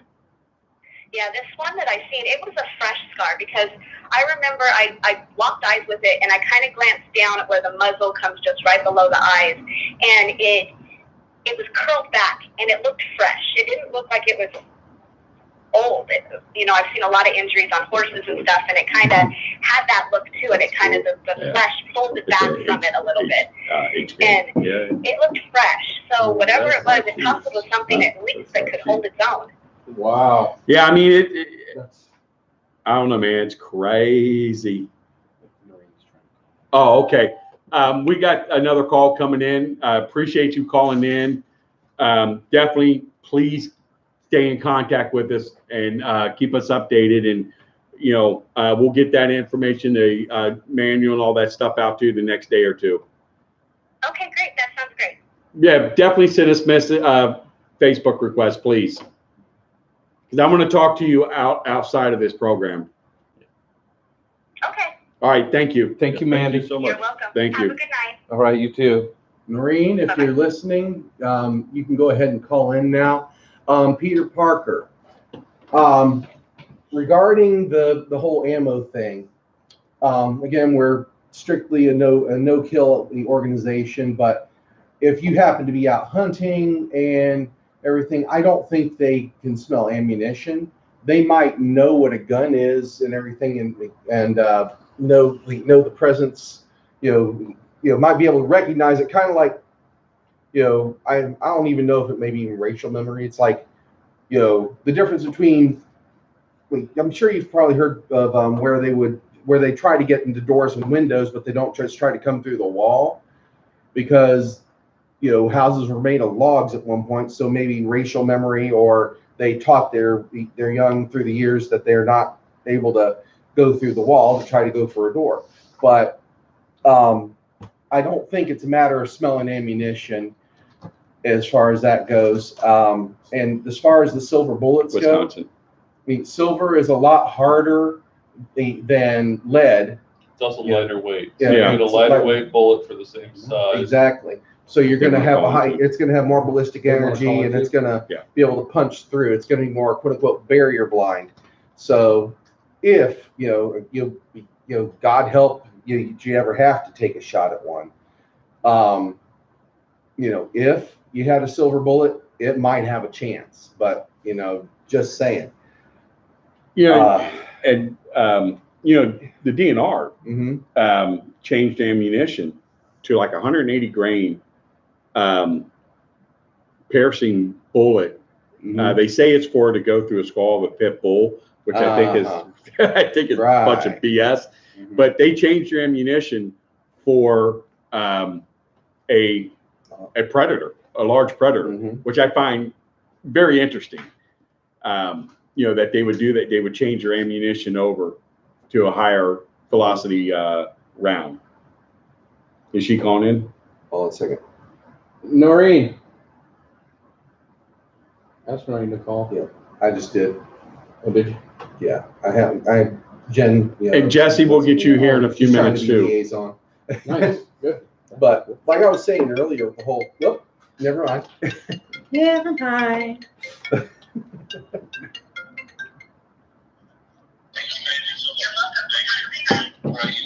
You're live. Hi, Noreen. Yeah. Hi. Can you turn the volume down on the podcast? Can you hear me? Yeah, we can hear you now. Okay. But do you still got the podcast on? Noreen? Oh, yes. Yeah, can you turn the volume of the podcast down? Okay. Hold on. It's like a 5-minute delay. Right. Yeah, it's like a 5-minute delay on there. Okay. Oh, appreciate it. Good. Okay. Is that better? Yes. Okay. So this handprint, Yes. you say, if I remember correctly in your description, you said that it was roughly 6 inches long or 6 inches across, or 6 inches long is what I was told. I did not witness it. I talked to what number in there to call? to start off, my daughter lives in an apartment building that I live in, and she was woken up about 3:00 Saturday morning, very early. She had her window open, and she could hear this howling that she said it was just really, really loud and something she's never heard before. So she heard it, and it was like coming down through the river. The river's across the street from us. So she woke up her boyfriend, and he was witness to it too. So they were both listening to this. So the next day, I was asking around, hey, did anybody hear this howling? And so this girl, she lives across the street from us, right by the river. And she said, no, I didn't hear the howling, but I've got this really weird handprint that was on my van.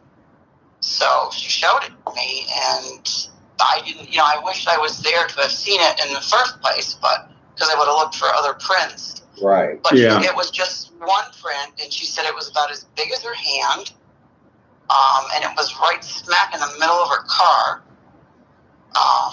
and that was it.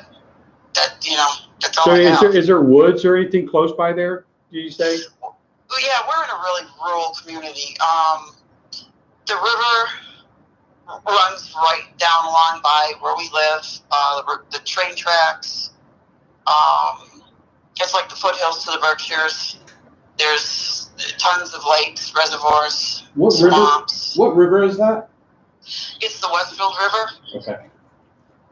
Here we go again with the whole river thing. It's Yeah. easy Yeah, corridors. for Right, them. yeah, because a lot of this stuff is they're traveling the rivers, they're traveling through cornfields, Right. Yeah. That's something I need to address Yeah, too. there's a lot of mountainous areas. I do a lot of Bigfoot investigating and researching, so there's a lot of Bigfoot around here.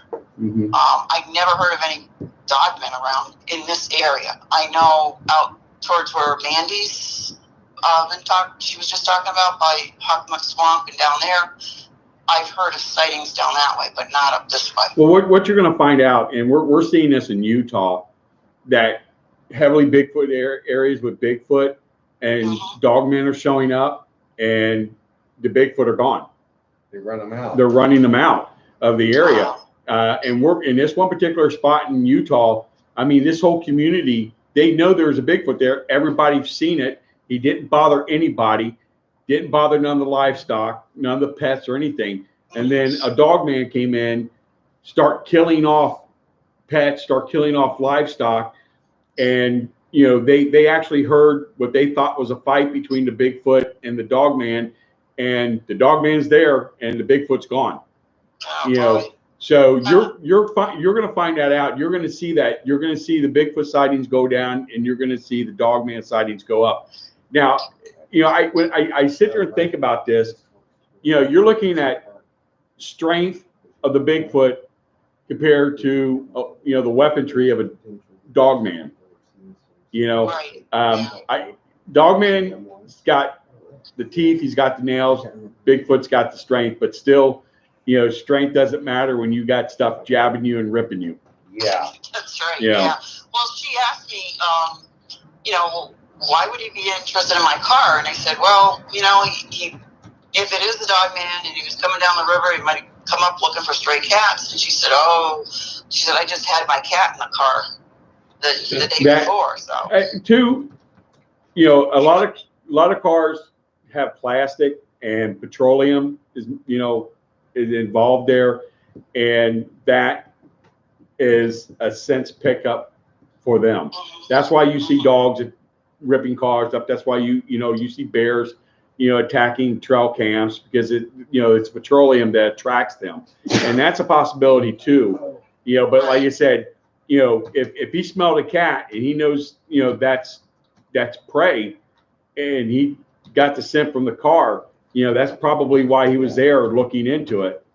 right, because you know, like I said, I wished I could have seen it, but it just seems to be one print, and you know, like it was looking something leaning in to look inside. You know, I try to place it with any other animal, and there's no other prints. There would be some other prints of something. So. That's man, that's incredible. I mean, you know, that handprint is something else. It literally is. Is it okay if we can? Because did you take the pictures? No. The girl that lives across from where we live in Huntington, her daughter actually was leaving early Saturday morning to meet up with some friends. So she was standing there waiting for them to pick her up. Mm-hmm. She wrote her mom a note on the car because there was a heavy dew on the car. So she wrote, "Bye, Mom. Have a nice day. Love you." And then she saw the print. So she did a short video of it. And, you know, when I started asking around if anybody heard the howling, she said, "No, I didn't hear it, but, you know, I do have this strange print that showed up on my car."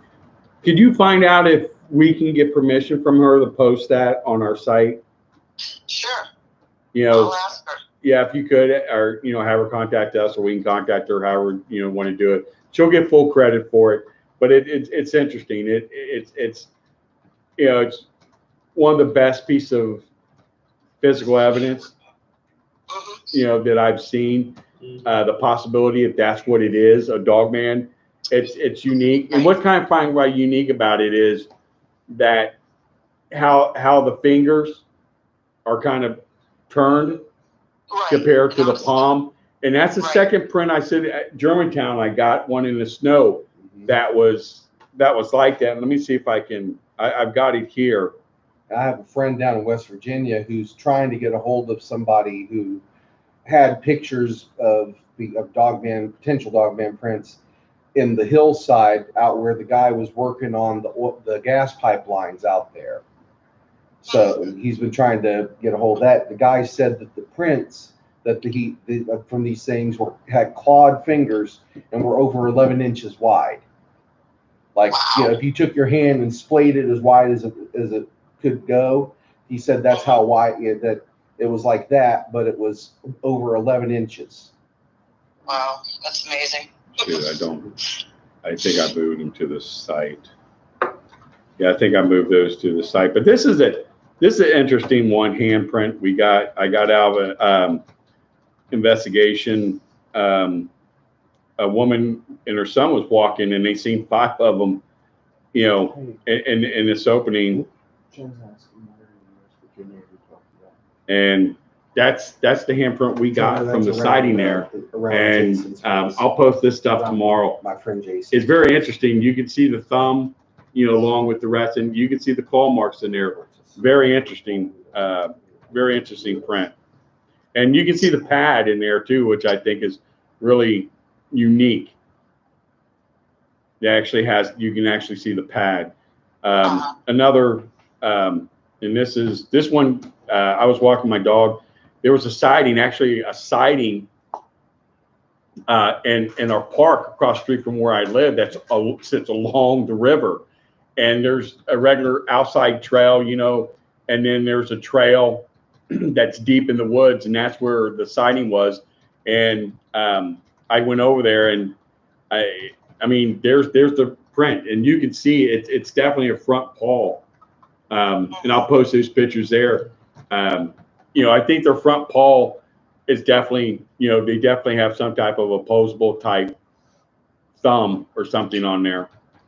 Right. Yeah. I mean, I've heard stories or reports that their hands are almost like human. Yeah.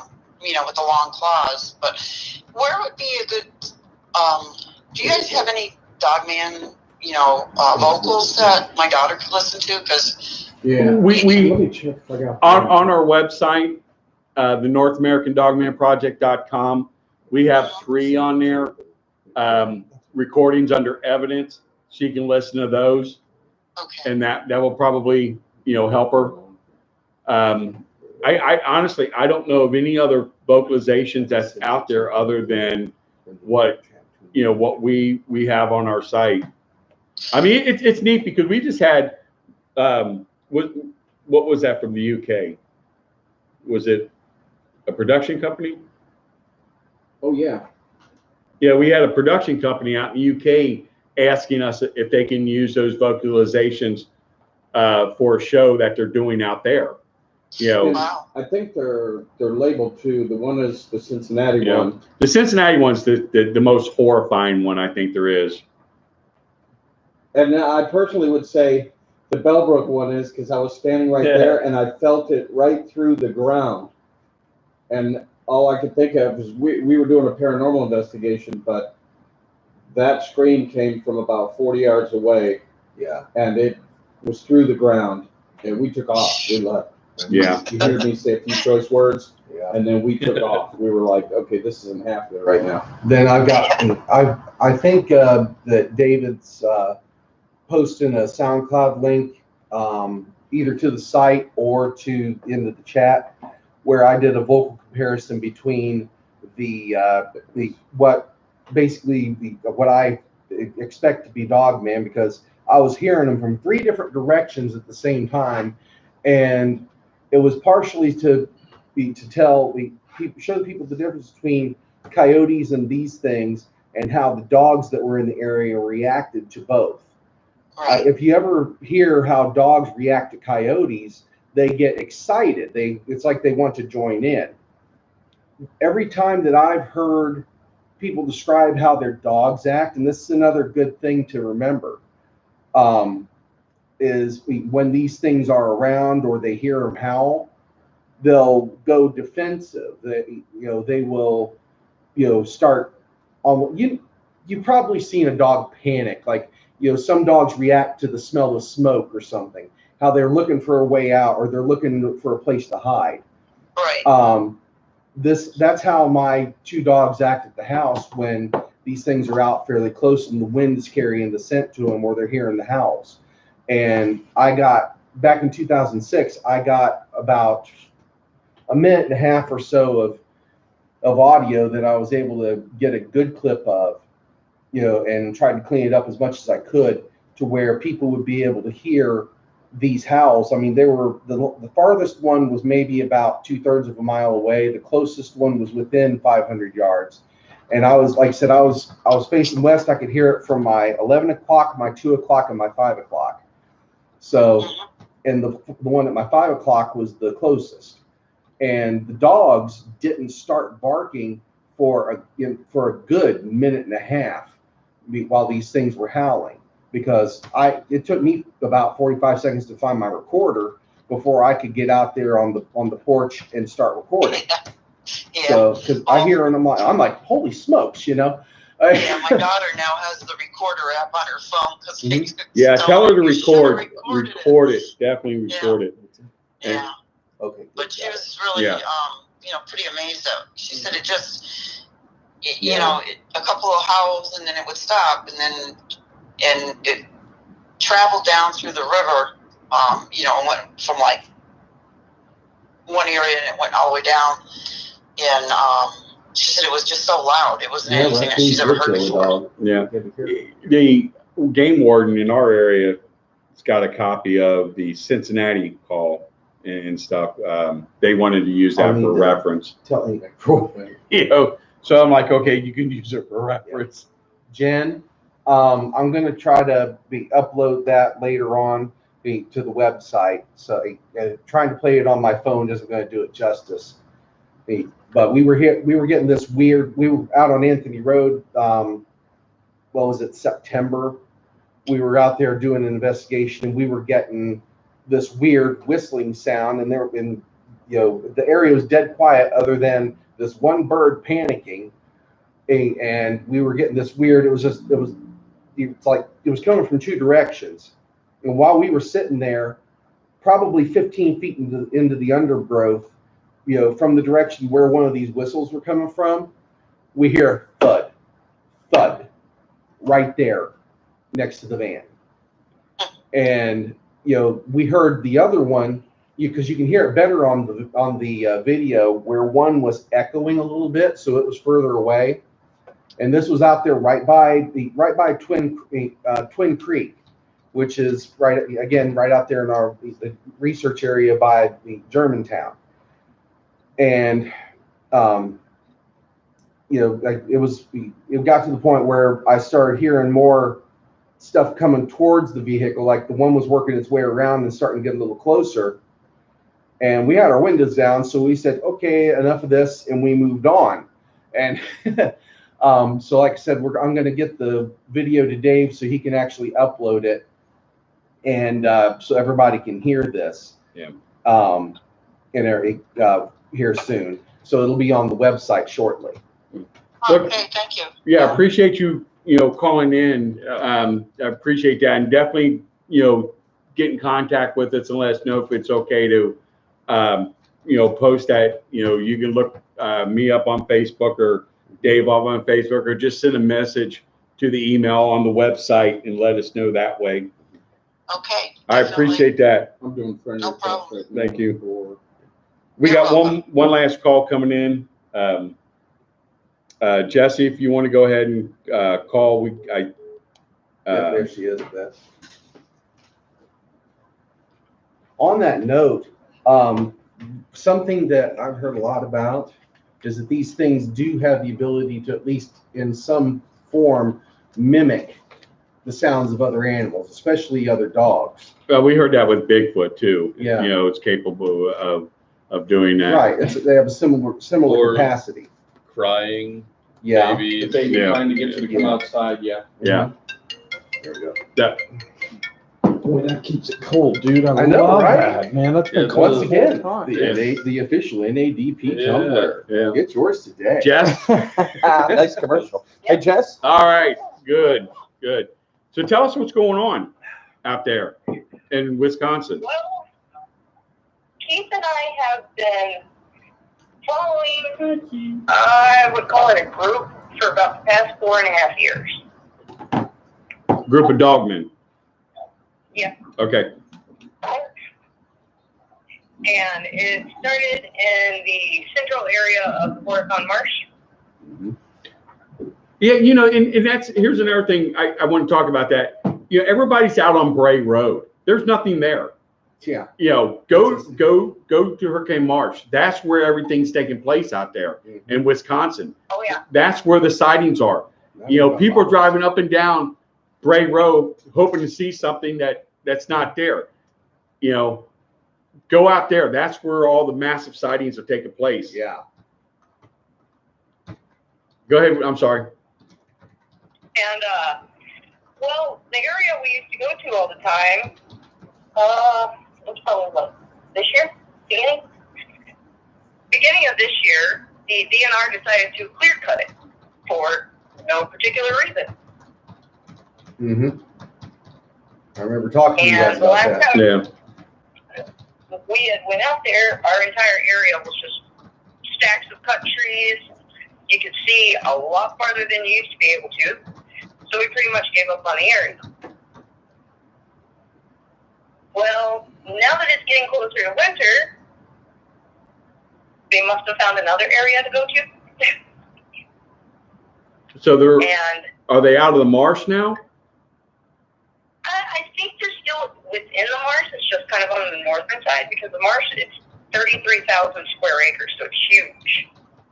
So basically what they're doing, they're pushing them further back into the marsh, They're taking away from, taking yeah. the cover away. Yeah, taking the cover away, closer to civilization. It's kind of like the thing with the cornfields. They can get Yeah. closer if there's cornfields, and when the Yeah. cornfields are cut, they don't stay as close.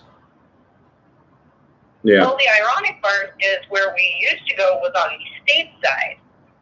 Now, from where we've been hearing them and seeing traces of them, is on the federal side. Well, yeah, that's about what's going on in Germantown, and everything's taking place on the federal side of, of the area. Yeah. Well, it's like, Oh, yeah. and they're actually closing down the road for a while to widen it. Yeah. Yeah. Why would they need to widen the gravel road? Just saying.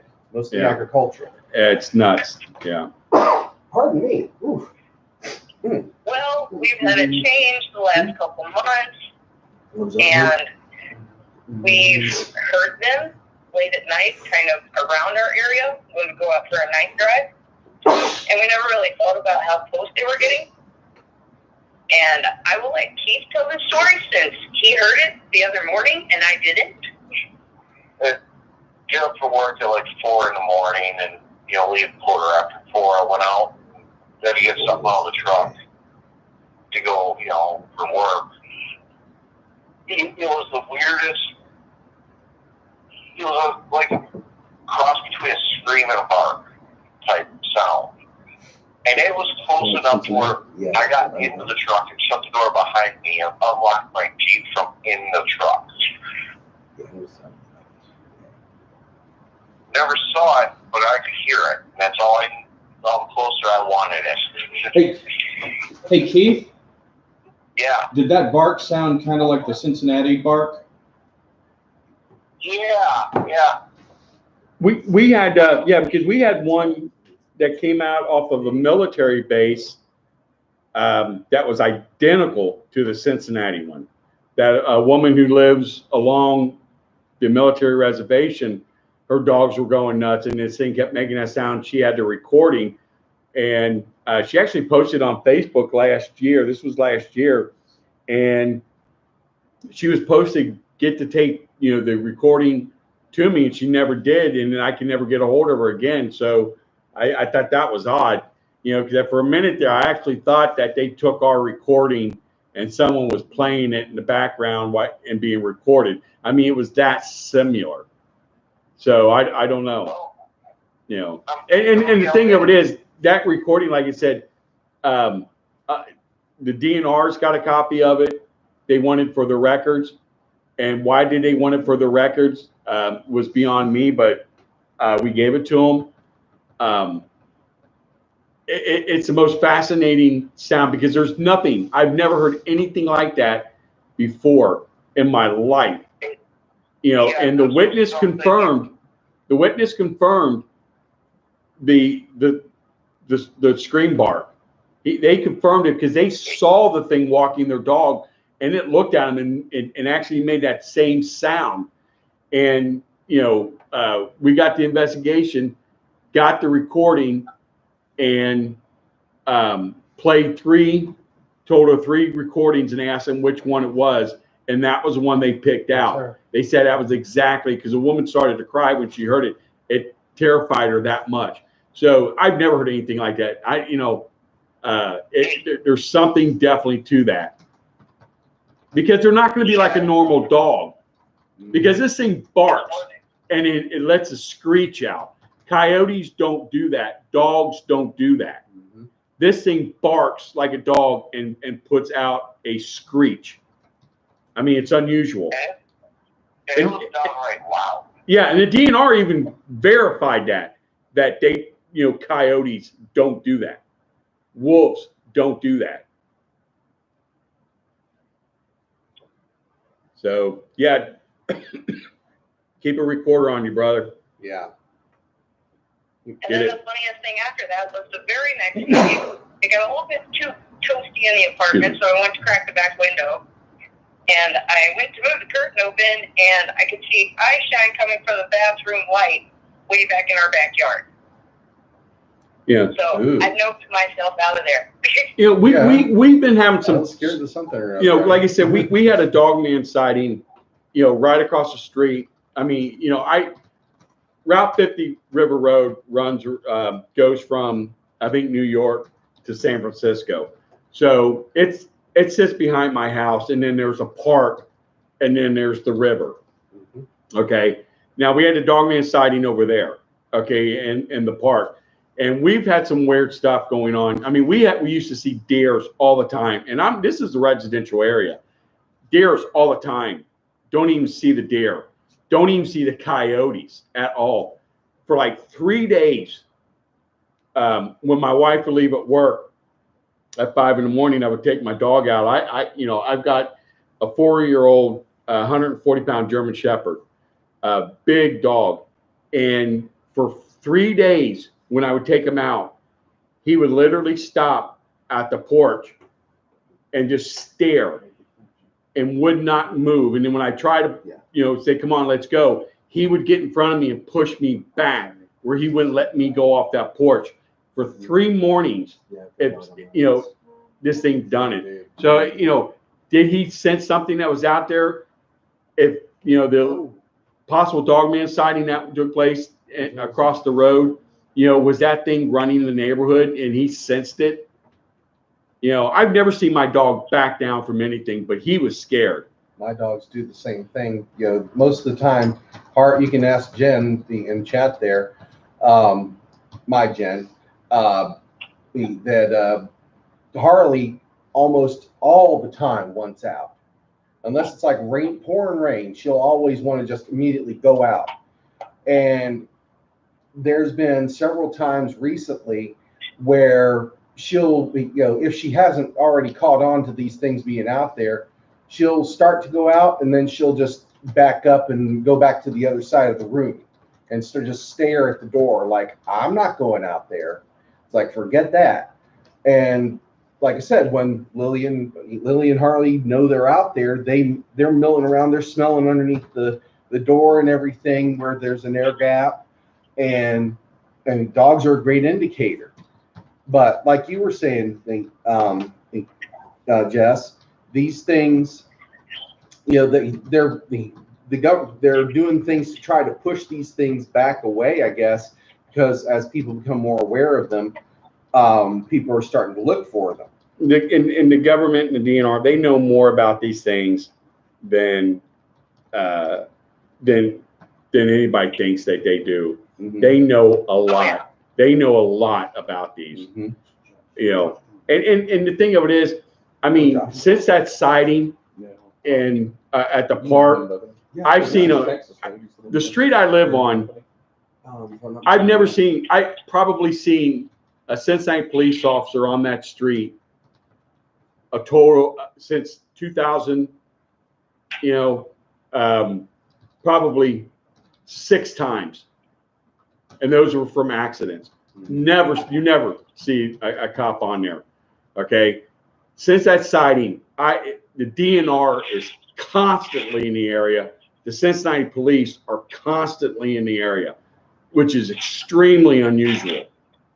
Extremely unusual because, like you said, in 2000 when we bought the house, I've never, like you said, total maybe 6 times, in the last 19 years, I've seen a Cincinnati police officer come on that street other than an accident. Right. And now they're constantly, almost every single day, you see them. The DNR, I've been seeing them about every other 3 days. They would be in there. That was when again? What? that sighting. That sighting was 2 months ago. Well, and Yeah, and I like I said, I got the cast from one of the friends. like you mentioned earlier, the whole wildlife angle. Watching what the wildlife are doing. Back in 2015, when I took Jody out to see that first deer carcass that I came across, that was that we pretty much determined was a kill by one of these things. I'm pretty sure anyway. Man, that was where I was puking. Oh yeah. Oh my God. This carcass, again, pictures on the website. When I saw it, it was fresh. It had not been touched for over a month, and the meat what was left of the meat had mummified to the bone. Scavengers didn't touch it. It was ranked. I mean, it was ranked so bad. I was thrown up. I mean, I was in Iraq. I smelt dead bodies, burnt bodies, and that sticks with you. And a lot of these smells remind me of it, and that did, and it kind of put me in a different situation there. I had to leave because it was throwing me back. But the thing is that these things, and then there was another kill a week after that we found within 80 yards of that Dustin and I found. But the thing is that when I was out there about a week before I brought you out there, and they had the road blocked off with those big K rails. Yeah. That they've replaced those with the yellow gates now. But I was down through there, and I walked the whole length down through there for a good half a mile, and there were normal tracks everywhere, all the tracks that that you could find from every kind of wildlife out there, down to snakes, all over in the dust on this dirt road, that Anthony Road was. They've done things, but when Jody and Dave and I should say, were out there, we saw no tracks on the road except for on the extreme side of the road away from it, from the DNR side. There was like everything was going single file down the the side towards the creek, because and the side where the DNR side was dead quiet. Yeah. So it was watching animal movements and behaviors that of being normal, and then noticing the differences, again, another good indicator that something's up and that they might be in the area. But Jesse, I appreciate you guys calling in. Keep us updated and posted. You're doing good work. Yeah, definitely doing good work. Wow, and stuff. It's after 10. We're gonna probably need to wrap it up here. Yeah. And stuff. All right. Yeah, definitely keep us posted. And thumbs up to Art Byers. He's hooking up with all of our Texas people out there. Yeah, Art, I appreciate that. I told him to bring us back a big Dogman. Yeah, bring us one back. All right, Jesse, you guys have a good night. Thanks, you too. Night, Keith. Right. Night, Jess. Yeah, Keith, take care of yourself, brother. Yeah, you get better, brother. Yeah, get better. Put your prayers out for Keith. All right, take care, guys. Hey, appreciate everybody tuning in. I know we did one a couple months ago. We're gonna try and get out, try and do another podcast here. Hopefully I'll be on. And hopefully we can do, we need to Skype. I mean, I don't have TriCaster money, but it'd be cool to get, when people call in, they can call in on Skype so we can get them on screen. Yeah. So everybody can see them and you can see a live interactive. We could also then see start how having, Discord has that ability too, maybe.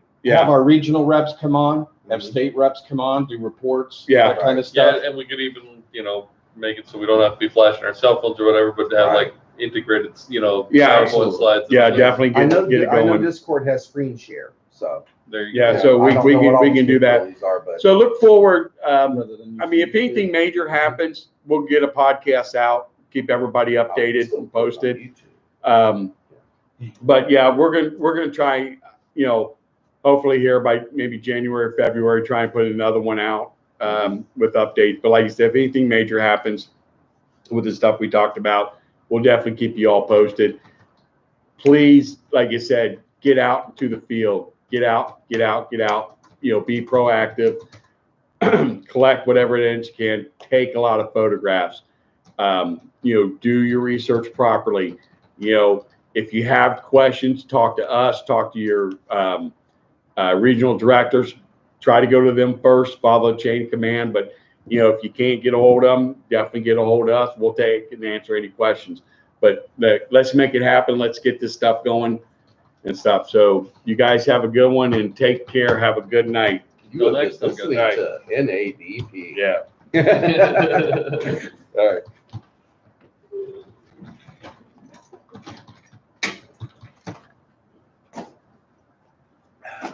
Let's get William home and